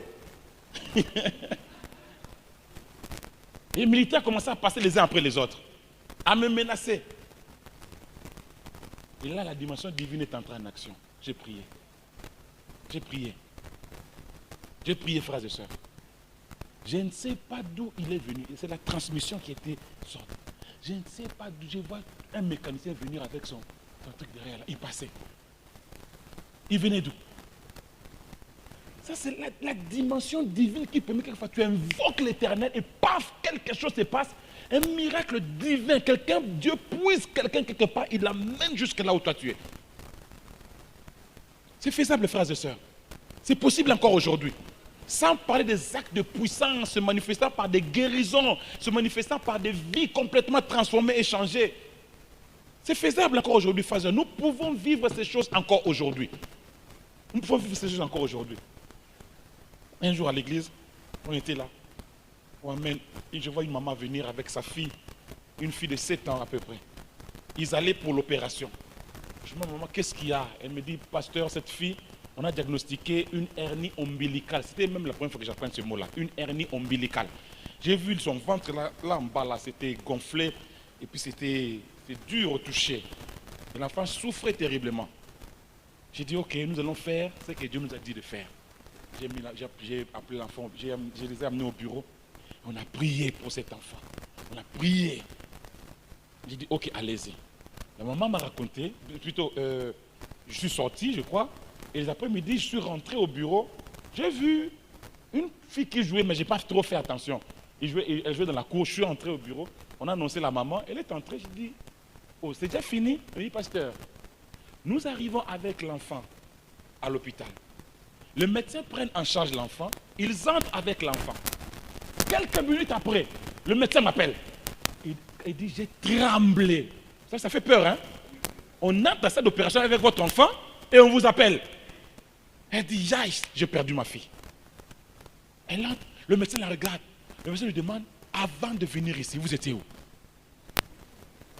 Il dit, on était à l'église et le pasteur a prié. Le médecin dit, ah ok, je comprends maintenant. Il dit, maman, mais il n'y a plus d'hernie. Il n'y a plus d'hernie. Quand on l'a mis sur le lit, on a commencé à badigeonner, à mettre je ne sais pas comment les médecins appellent ça, à désinfecter l'endroit. Ils ont constaté qu'il y avait un petit changement. Le médecin dit, on arrête un peu tout. On rentre à l'échographie, on refait les examens. Il dit, on a tout refait, il n'y a plus rien. Il n'y a plus rien. Et l'enfant jouait, courait, sautait. Ça, c'est un acte divin. Humainement parlant, c'est impossible. Mais Dieu est capable de le faire. L'onction, c'est ça, c'est cette dimension divine que Dieu nous donne. Cette dimension qui nous permet quelquefois de parler. On ne va pas lire ça ici. Paul, qui prêche un proconsul. Et puis le proconsul avait à côté de lui un faux pasteur. Comment il s'appelait? Bar Jésus. Bar Jésus, ça veut dire fils de Jésus. Son père s'appelait Jésus. Il regarde. Paul le regarde. Il dit, tu vas devenir aveugle. Automatiquement, paf, cet homme est devenu aveugle. Ça, c'est un acte divin. Et ça, c'est l'onction en nous qui peut faire ça. C'est pour ça que j'aime pas maudire. À moins qu'une personne comme celui qui avait piraté le compte du pasteur surgisse et essaye. Sinon, moi, j'aime pas trop. J'aime pas maudire. J'aime pas maudire. J'ai dit une parole un jour, on avait perdu l'argent à l'église. Quelqu'un avait donné une offrande, des devises, beaucoup d'argent. Et quand on compte, l'argent avait disparu. J'ai dit que celui qui a pris remette, personne ne s'est manifesté. Qui remette, personne ne s'est manifesté. Et j'ai parlé. Et le monsieur a raté son bac, je ne sais combien de fois. Donc ça, c'est la divinité, la dimension divine. C'est ça aussi l'onction. Amen. Voilà ce qu'on peut dire en rapport avec les définitions qu'on peut donner par rapport à l'onction. L'onction du Saint-Esprit. C'est donc quoi? L'onction du Saint-Esprit, c'est la puissance que Dieu donne en vue d'accomplir un travail. L'onction du Saint-Esprit, c'est la main de Dieu sur son serviteur. C'est la force que le Seigneur nous donne. C'est l'ombre de Dieu sur son serviteur pour qu'il lui permette d'accomplir un travail. La divinité de Dieu dans l'homme, je mélange un peu. C'est la signature de Dieu par rapport à un travail. Ok? Voilà, on va terminer aujourd'hui par ce deuxième point, le but de l'onction. Pourquoi est-ce que Dieu donne un but? Ici, je vais faire une déclaration. Écrivez d'abord le but de l'onction. Écoutez bien. Quand on ne connaît pas le but d'une chose, le seul usage qu'on peut en faire, c'est d'en abuser. Je vais répéter ça. Quand on ne connaît pas le but d'une chose, le seul usage qu'on peut en faire, c'est d'en abuser. Si vous ne connaissez pas le but de l'onction, vous allez en abuser. C'est comme ces prophètes, soi-disant prophètes, qui regardaient cette dame et disaient, tu veux que je prophétise maintenant sur toi? Il dit, voilà, il ne connaît pas le but de la prophétie. La prophétie n'est pas là pour menacer les gens, pour dire, je vais prophétiser sur toi. Et du reste, un homme ne peut prophétiser que si Dieu parle. Si Dieu n'a rien dit, le prophète ne peut pas prophétiser. La Bible déclare que le lion ne rugit pas tant qu'il n'y a pas de proie. Avant que le prophète ne prophétise, il faut d'abord que Dieu ait parlé.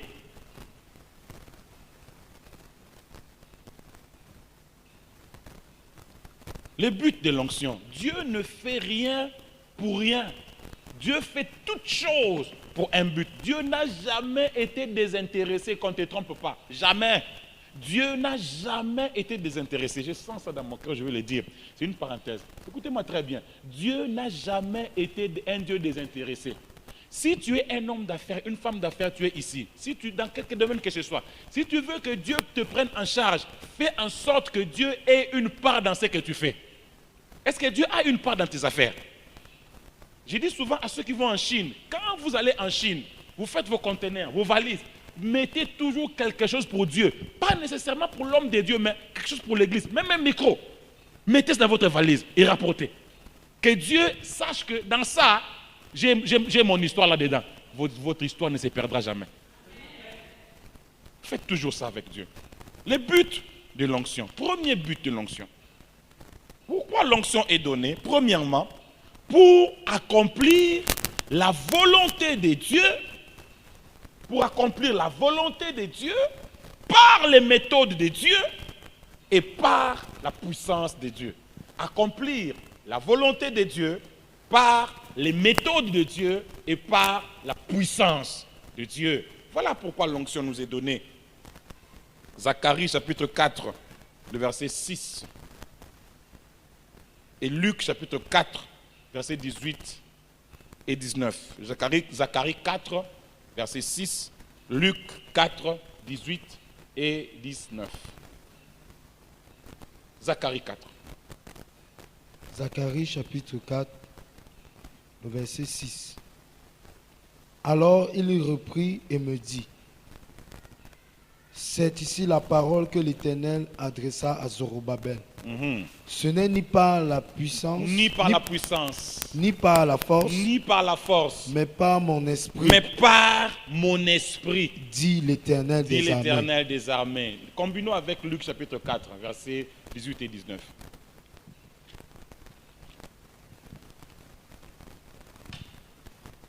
Luc chapitre 4, versets 18 et 19. L'Esprit du Seigneur est sur moi. C'est le Seigneur qui parle, oui. Parce qu'il m'a oint Il m'a pour oint. annoncer Il m'a oint. pour annoncer. Il y a un but. Il m'a oint pour faire quoi?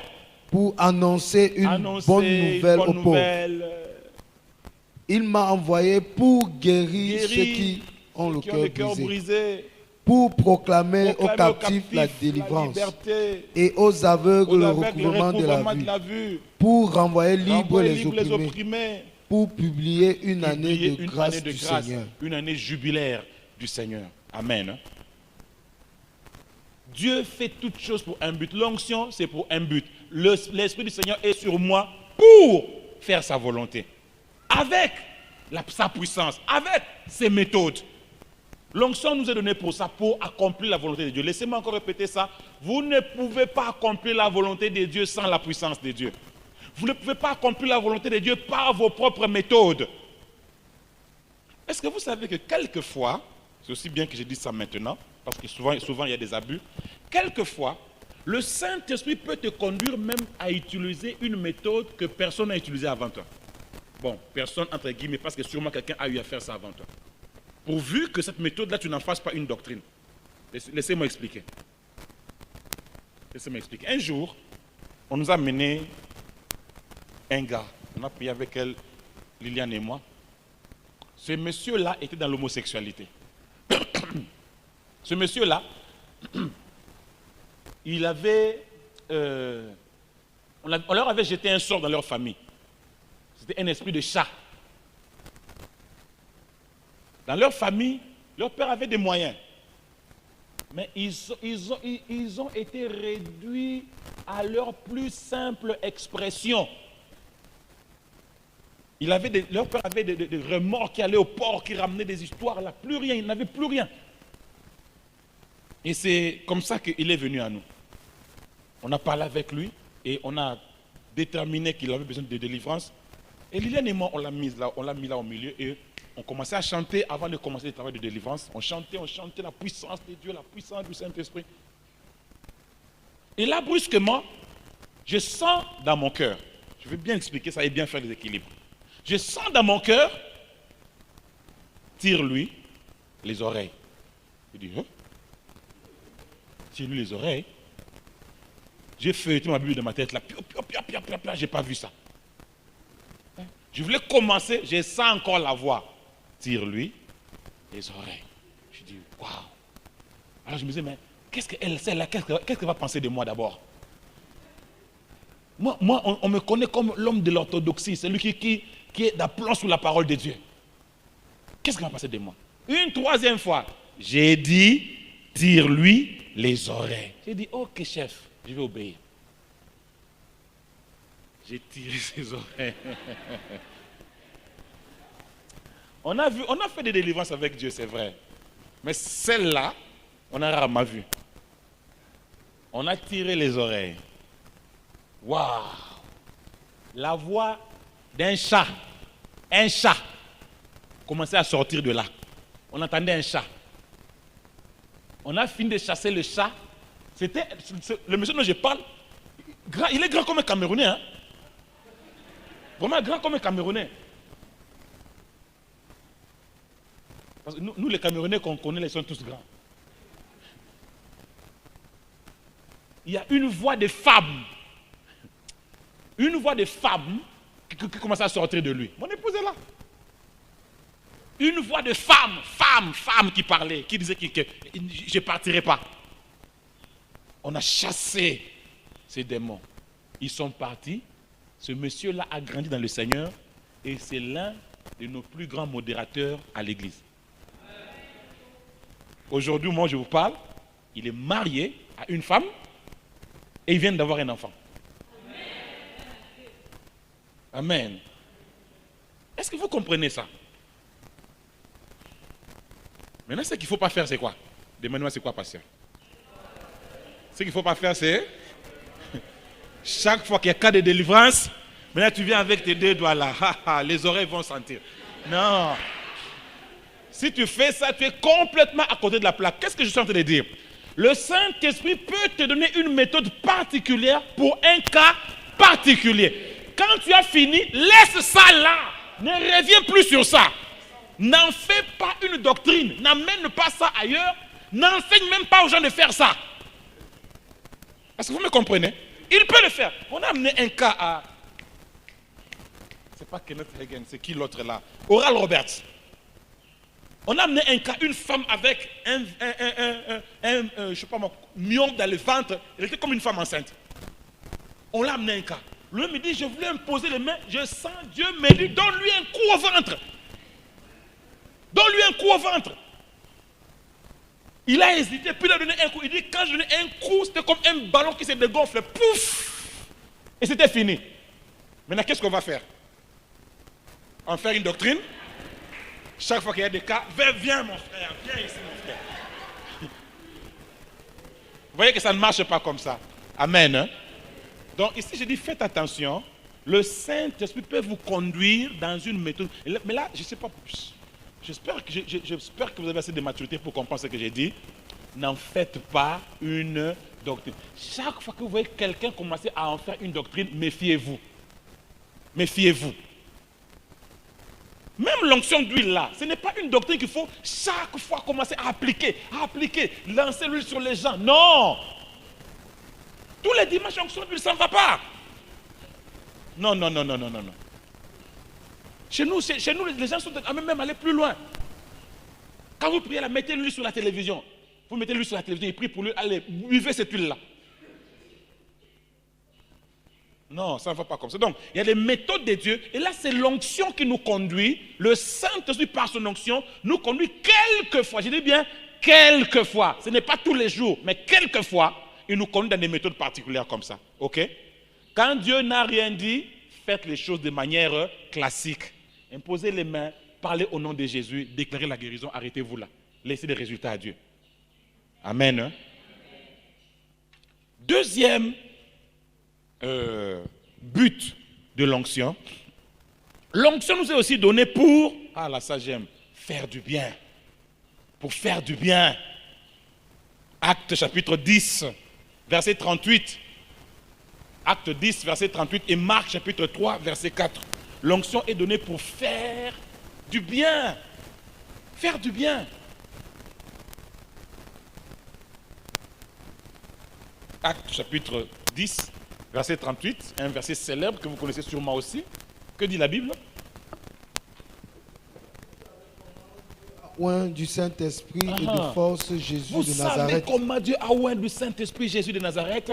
Qui allait de lieu en Il allait de lieu en lieu, faisant du bien faisant du bien. et guérissant tous ceux qui étaient sous l'emprise du diable. Faisant du bien. Car Dieu était avec Car lui. Dieu était avec lui. Ah, là on combine, hein? Dieu était avec lui. Ça, on a dans les définitions, on a dit c'était quoi? Ça c'est l'onction, la main de Dieu sur lui. Marc 3, 4.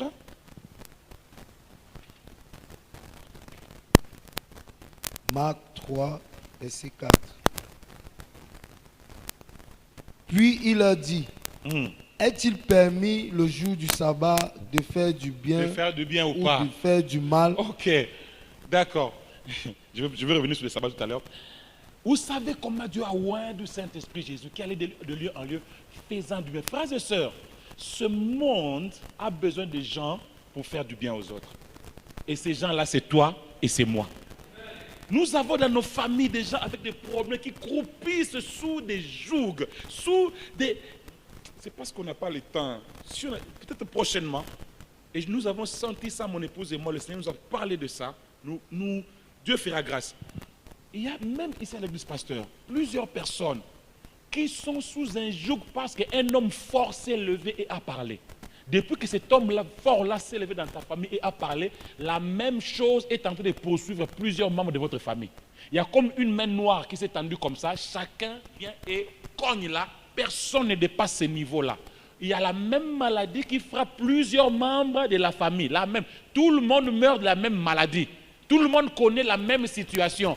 Tout le monde, avant d'avoir un deuxième enfant, doit d'abord faire une fausse couche. C'est comme une parole qui est établie sur la famille et qui gouverne votre famille.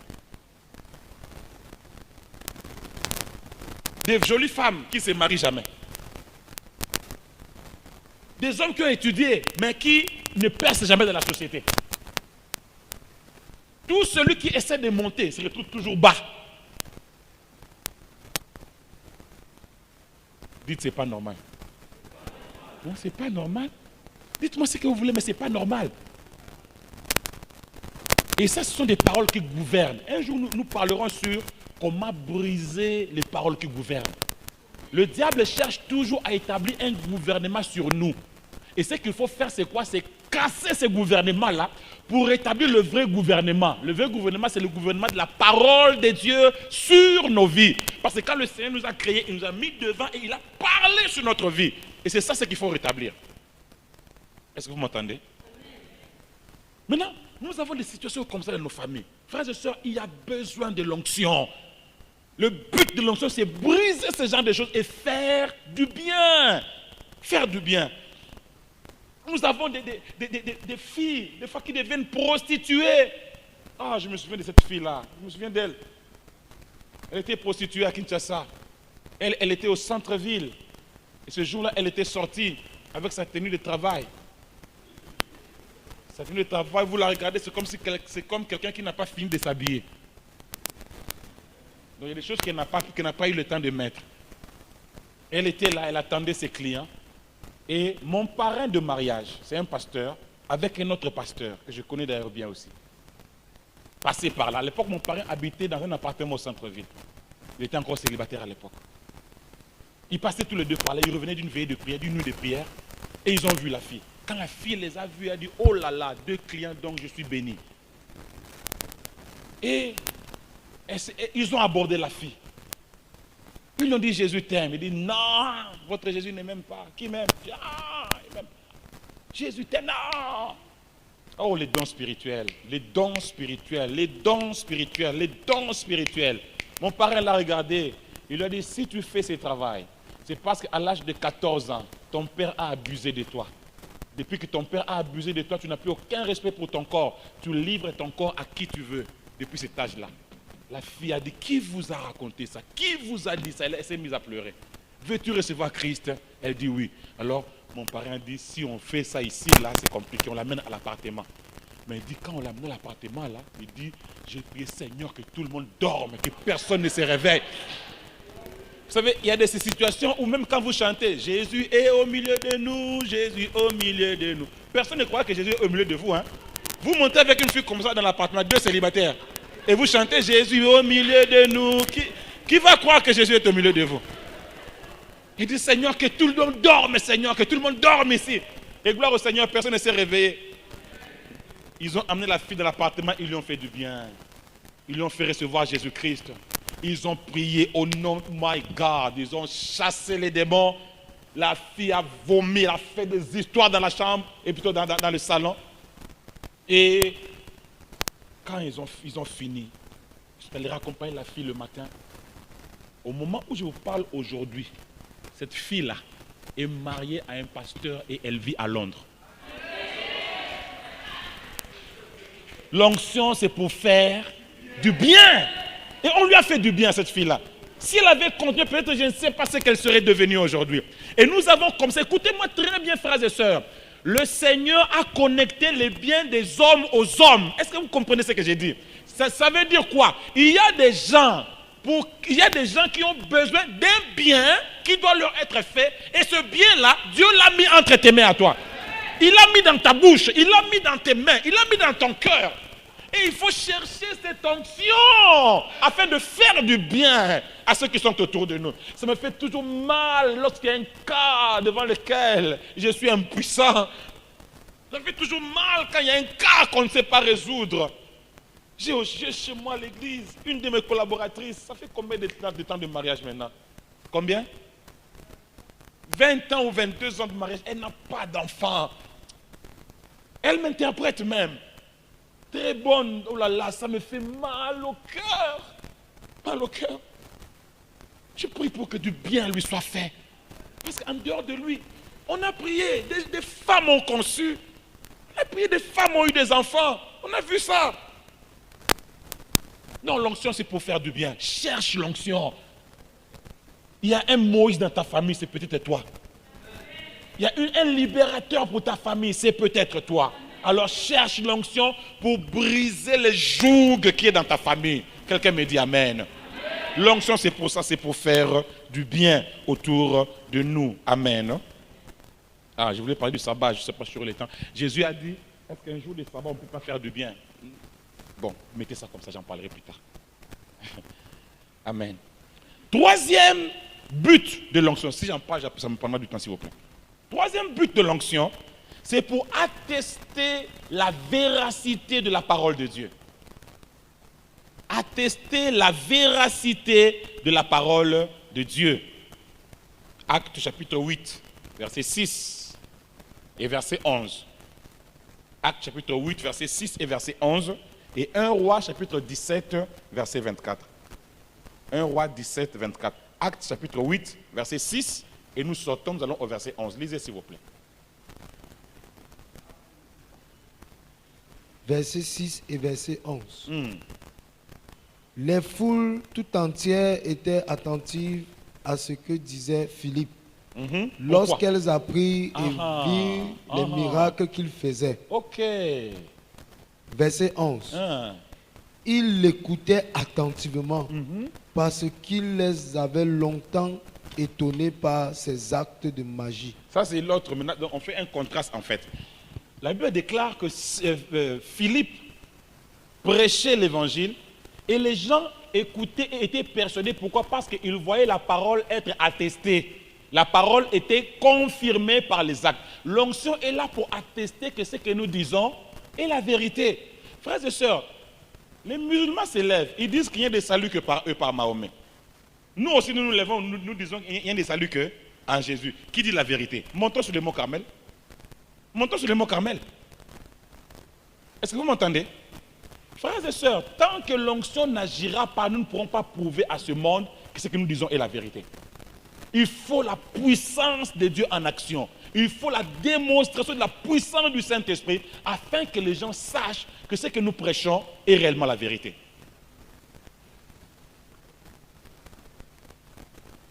Il y a peut-être un défi dans ta famille. Peut-être on croit aux sorciers du village ou on croit au totem de votre village.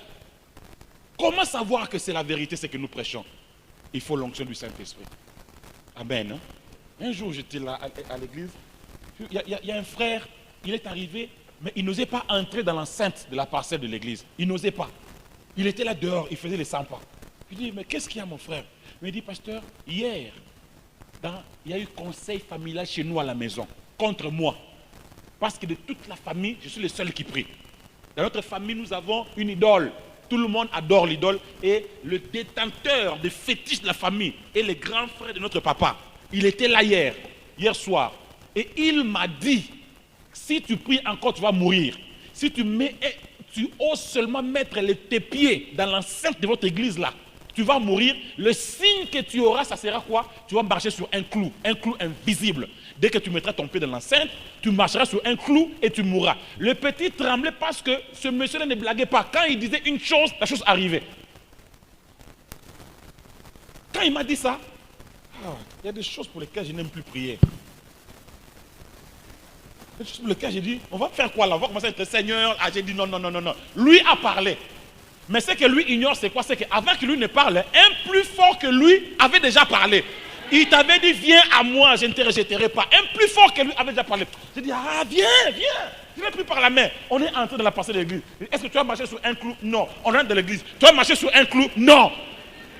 J'ai dit maintenant, de lui et de Jésus, qui dit la vérité? Nous avons attesté que cet homme-là est un menteur. Peut-être que ce n'est pas un menteur, ce qu'il dit arrive. Mais il s'est frotté à plus fort que lui. Plus fort que lui, ce n'est pas nous, mais c'est qui? C'est Jésus-Christ. Nous avons attesté que la parole de Dieu qui a appelé cet homme-là au salut est la vérité. Comment pourrons-nous attester que nous sommes dans la vérité si nous ne vivons pas certaines choses? Des vies changées complètement, transformées par la puissance du Saint-Esprit. Des vies qui passent des ténèbres à la lumière. Des délivrances totales et complètes. Des vies complètement transformées. Voilà ce que nous voulons voir. Voilà ce que nous voulons voir. Nous avons besoin de l'onction pour attester que ce que nous professons est la vérité. Amen. Raison pour laquelle, si cette onction que tu reçois, ne crée aucun défi par rapport à ça. Entre dans ta famille, s'il y a un défi, dis Jésus va relever ces défis-là. Dis-leur ça. Dis Jésus va relever ces défis. Il va le faire. Il va le faire.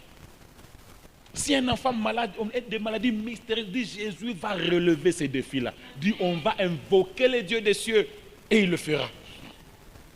Et il le fera. Quatrième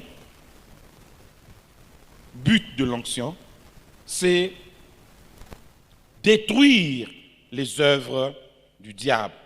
Détruire les œuvres du diable. 1 Jean, chapitre 3, verset 8, que vous connaissez sûrement. 1 Jean, chapitre 3, et le verset 8. Ésaïe 10, verset 27. 1 Jean, chapitre 3, verset 8, et puis Ésaïe, chapitre 10, verset 27. Allez-y rapidement. 1 Jean, chapitre 3, verset 8. Celui qui pêche est au diable, car le diable pêche dès le commencement. Le Fils de Dieu apparu afin de détruire les œuvres du diable. Dieu apparu afin de détruire les œuvres du diable. Lisez Ésaïe chapitre 10, verset 27. J'ai doute de ce verset, mais lisez quand même, je crois que c'est le bon. Ésaïe chapitre 10, verset 27.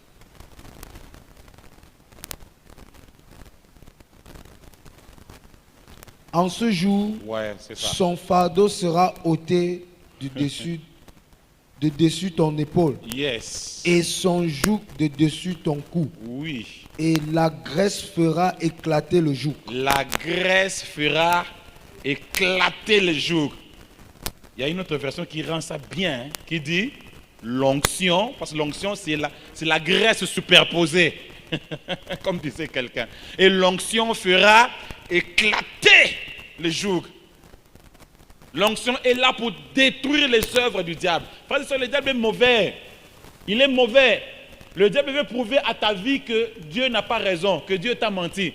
Il veut prouver à ta vie qu'il vaut mieux être avec lui qu'être avec Dieu.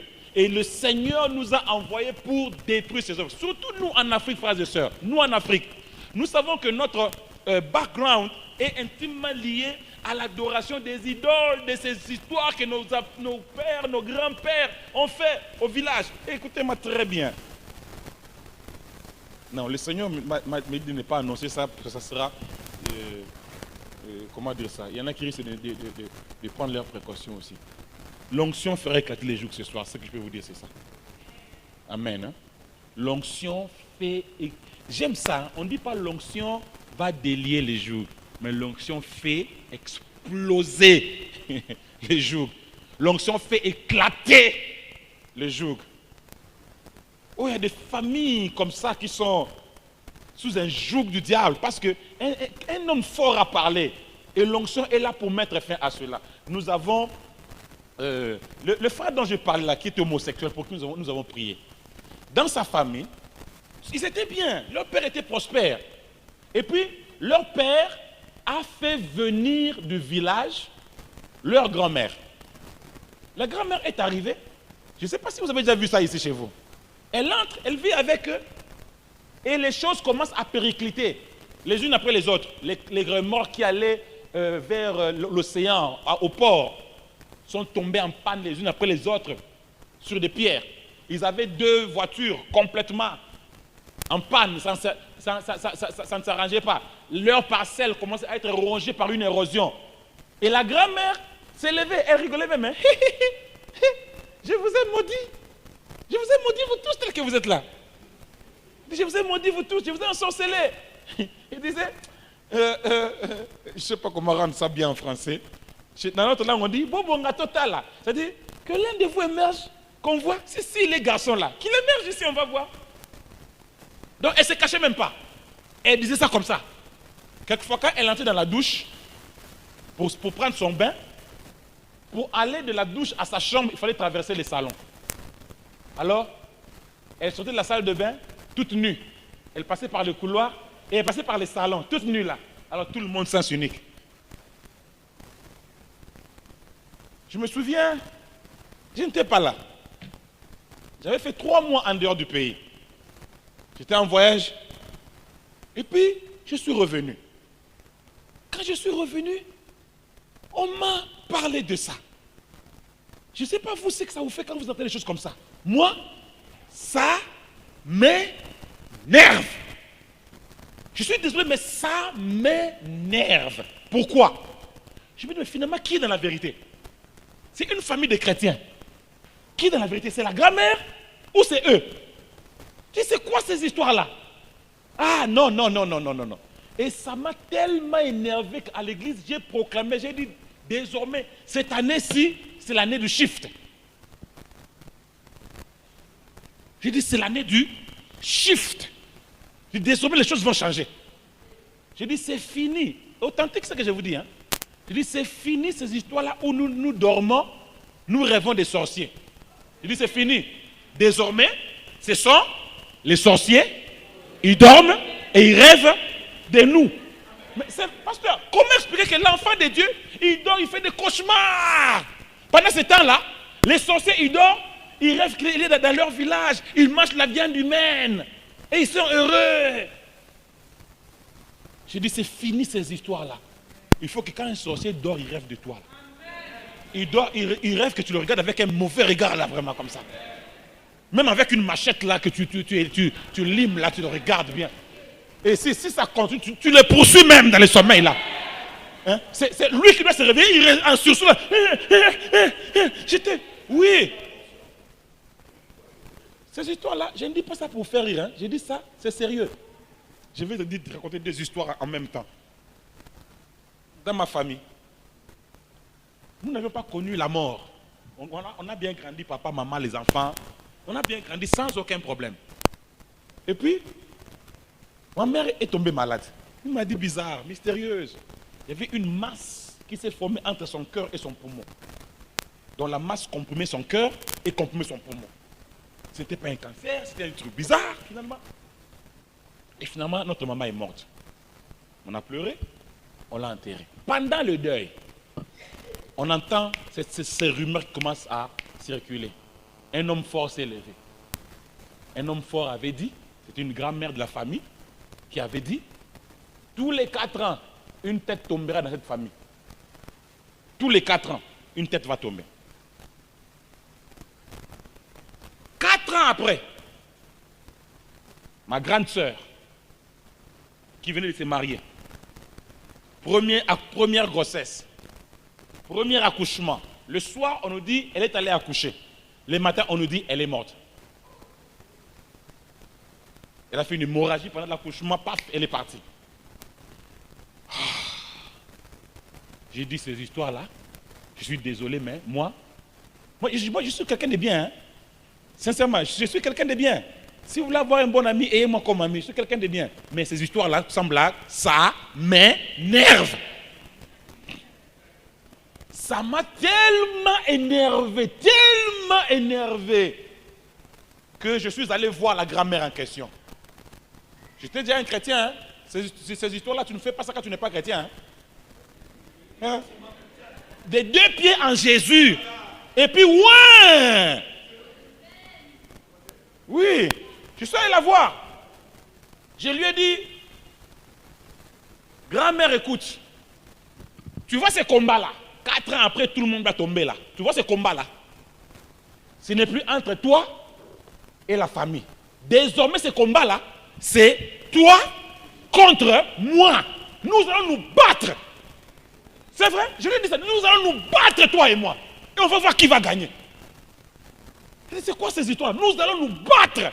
J'ai bien dit, quand tu fais des choses comme ça, sois sûr que tes 2 pieds-là sont en Christ. Sois sûr que la main de Dieu, sinon tu vas partir.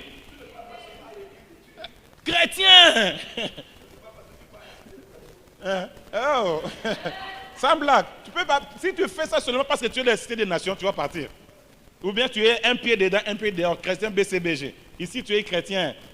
Et là-bas, en dehors, là, tu vas dans tes idoles, dans tes fétiches. Tu as encore ton fil là autour des reins. Tu partiras. Parce que là, c'est la confrontation du royaume. Quand tu fais ça aussi, tu ne vas pas dormir. Hein? Tu vas toute la nuit, tu dors. Non. Qu'est-ce que je faisais? 19h, je dors. 23h, je me réveille. Je commence à combattre. Ça ne sert à rien de montrer de l'animosité. Non. Mais battons-nous sur le plan spirituel. J'ai commencé à tirer. J'ai tiré chaque nuit. J'ai tiré. Frères et sœurs, ça n'avait pas traîné, je crois. Ça avait quand même pris un peu de temps. Plusieurs mois. Et puis un beau matin, la grand-mère là, on la va venir chez nous. Où est Sylvain? Où est Sylvain? Où est Sylvain? Il dit, oui, qu'est-ce qu'il y a? Toi, tu as tiré sur moi. Tu as tiré sur moi. Au début, je n'ai pas compris. J'ai dit, moi j'ai tiré sur toi. Et puis, oh, j'ai compris. J'ai dit, oh, non, j'ai tiré sur toi là. Non, j'ai tiré sur toi. Non, j'ai tiré. Là, j'ai tiré sur toi. Oui, j'ai continué à tirer sur elle malgré ça. 4 ans après, demandez-moi qui est mort. Nous l'avons enterrée. Elle est morte avec un bâton, en marchant avec un bâton. Depuis ce qu'elle a dit que j'ai tiré sur elle, elle a commencé à boiter. Jusqu'à sa mort. Amen. Hein? Et ce joug-là, désormais, a été cassé. 4 ans est passé, nous sommes toujours là tous. Et plus personne ne meurt. Amen. Hein?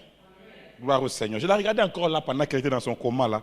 Je disais, ah, tu vois, tu vas chercher des problèmes pour rien. Donc je parlais de deux histoires. Oh là là, je mélange trop d'histoires. Hein. Alors, la famille dont je parle là, quand ça m'a énervé, tellement énervé que je vais proclamer les shifts. Frères et sœurs, je vais faire court. Quelques temps après, la dame, la grand-mère là, un beau matin comme ça, elle se réveille et commence à courir dans la parcelle. Sa tête, les réseaux étaient partis de sa tête. Sa tête a commencé à tourner. On l'a amenée à l'hôpital et je crois 2 semaines après, nous l'avons enterrée. Et nous l'avons enterrée vraiment en chantant « Gloire au Seigneur est bon, gloire au Seigneur ». Il ne faut pas jouer avec notre Dieu. Oh. Amen. Hein? 5e but de l'onction, confirmer l'authenticité d'un ministère. L'onction est là pour confirmer qu'un ministère est authentique. Confirmer l'authenticité d'un ministère. Bon, les 2 points, on va passer rapidement parce que c'est très facile. Ok, on termine dans les temps. Confirmer l'authenticité d'un ministère. Luc 7, verset 21-22. Luc 7, 21-22 et le verset 16 aussi. On va combiner tout cela. Luc 7, verset 21-22 et également le verset 16. Luc 7, verset 22. À l'heure même, Jésus guérit plusieurs personnes de maladies. Quand vous lisez à l'heure même, il faut toujours faire quoi? Il faut s'arrêter parce qu'à l'heure même, là, ça veut dire quoi? Vous connaissez sûrement l'histoire, n'est-ce pas? Jean-Baptiste est en prison et il passe par une crise de foi. Et il envoie des émissaires poser la question à Jésus. Es-tu le Messie ou devons-nous en attendre un autre? Ça veut dire quoi? Est-ce que, confirme un peu ton ministère là. Est-ce que c'est vraiment toi là qu'on attendait ou quelqu'un d'autre? Qu'est-ce que Jésus a fait? A-t-il discuté? A-t-il palabré? Non. La Bible dit? À l'heure même, Jésus guérit plusieurs personnes de maladies, d'infirmités, d'esprits malins et il rendit la vue à plusieurs aveugles. À l'heure même, le Seigneur a accompli des actes de puissance. Ensuite, il leur a dit quoi? Et il leur répondit, allez rapporter à Jean ce que vous avez vu et entendu. Qu'avez-vous vu et entendu? Les aveugles voient, les boiteux marchent, les lépreux sont purifiés, les sourds entendent, les morts ressuscitent. La bonne nouvelle est annoncée, et la bonne nouvelle est annoncée aux pauvres. Voilà, frères et sœurs, l'onction est là pour démontrer l'authenticité d'un ministère. Le Seigneur ne te confiera pas un ministère sans te donner la provision qui accompagne ce ministère-là. Et cette provision-là, c'est son onction, afin que lorsque tu iras travailler, que tu confirmes que ce que tu dis, ce que tu as dit là, devant les responsables là, que c'est vrai. Et pour que ce soit confirmé, il faut qu'on voit que réellement c'est cela. Amen. Il faut qu'on voit. Le verset 16, on peut passer dessus, c'est les gens qui glorifient Dieu à cause de ce que Jésus a accompli. Quand vous allez travailler, laissez agir l'onction afin que l'onction confirme que le ministère que vous avez est réellement un vrai ministère. C'était un homme, il s'appelait Charles Price. Charles Price, c'est lui-même le concepteur c'est lui qui a conçu le concept plein évangile. Le tout premier qui en a parlé aux États-Unis, parmi les artisans du réveil. Même pas un grand artisan du réveil. Il date de l'année, l'histoire dont je parle, c'est passé vers les années 46 par là. Cet homme-là, il ne croyait pas à la puissance du Saint-Esprit, il ne croyait pas dans la démonstration, il ne croyait pas de parler en langue, tout ça pour lui, il dit c'est des balivernes. Il est allé assister à la réunion d'une femme. La femme s'appelait, la femme de Foursquare s'appelait Amy McPherson. Alors, lui-même, Charles Price raconte ceci. Il dit, je suis allé à cette réunion avec mon carnet et mon stylo. J'ai dit, je vais noter toutes les inepties que raconte cette femme. Comme ça, dimanche, je vais la casser devant mon église. Parce que les membres de mon église sont en train de suivre ces croisades. Alors, lui-même dit, je suis arrivé. Je me suis assis presque au fond de la salle. Tout ce que je me souviens, c'est que la femme a commencé à prêcher. Et je me souviens qu'elle a commencé à prier pour les gens. Quand j'ai sursauté, je n'étais pas assis sur ma chaise, mais j'étais sous la chaise. Mon carnet, je ne sais même plus où il est parti, ni mon stylo. Et j'étais en train de parler en langue et de pleurer. Amen. Le ministère de Amy Pas besoin de discuter. Ça a été démontré comme ça dans la vie de cette personne-là. Quelquefois, ça ne vaut pas la peine de palabrer, mon frère. Démontre simplement la puissance de Dieu. Et on saura que le Dieu que tu sers est le Dieu de la vérité. Amen. Avant-dernier but de l'onction. Avant-dernier but.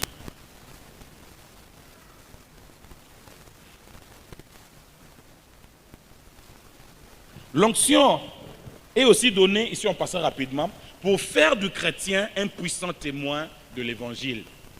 On passe rapidement parce qu'on va y revenir ce soir. Faire du chrétien un puissant témoin de l'évangile, acte 1, verset 8 et Marc 16, verset 17. Un puissant témoin de l'évangile, acte 1, verset 8, Marc 16, verset 17. On ne lit pas. Acte 1, 8, on l'a déclamé tout à l'heure. Et Marc 16, 17, en tout cas, tout pentecôtiste doit connaître ces versets. Voici les miracles qui accompagneront ceux qui auront cru. Il y a des miracles qui doivent te suivre. Dernier point pour aujourd'hui. Dernier but de l'onction, c'est manifester le royaume de Dieu sur la terre. L'onction est donnée pour manifester le royaume de Dieu sur la terre. Le royaume est arrivé au milieu de vous. 1 Corinthiens 4, verset 20 et Luc chapitre 10, verset 8 et 9. 1 Corinthiens 4, verset 20 et Luc chapitre 10, verset 8 et verset 9. On va lire ces passages pour terminer. 1 Corinthiens 4, verset 20.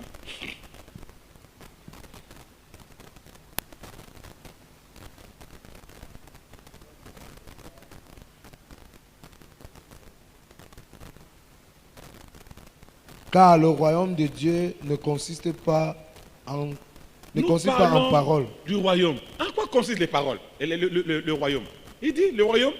Le royaume de Dieu ne consiste pas en paroles, mais en puissance. Le royaume consiste en puissance, c'est-à-dire en onction. Le royaume, ce n'est pas palabrer, ce n'est pas parlementer, ce n'est pas parler du 1er janvier au 31 décembre. Le royaume consiste à démontrer la puissance de Dieu dans la vie des gens. Amen. Et Luc chapitre 10, versets 8 et 9.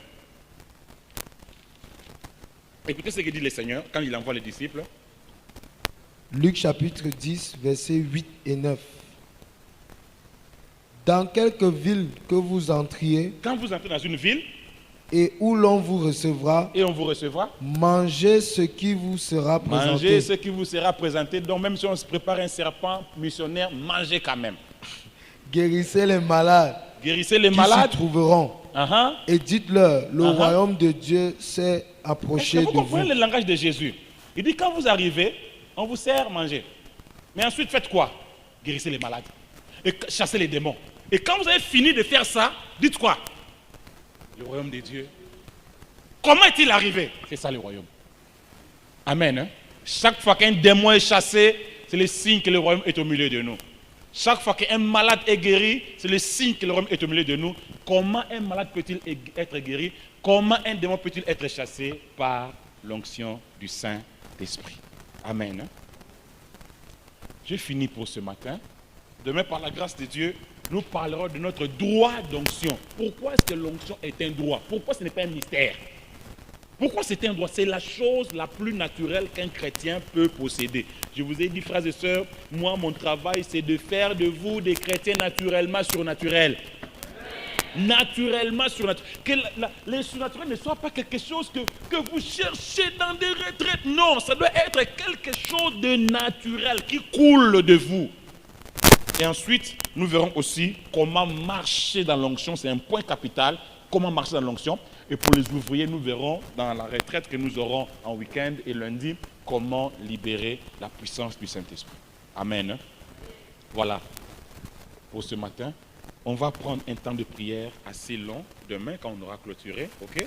Pour ce matin ou pour cet après-midi, s'il vous plaît, je sais qu'on a débordé, fermons simplement les yeux.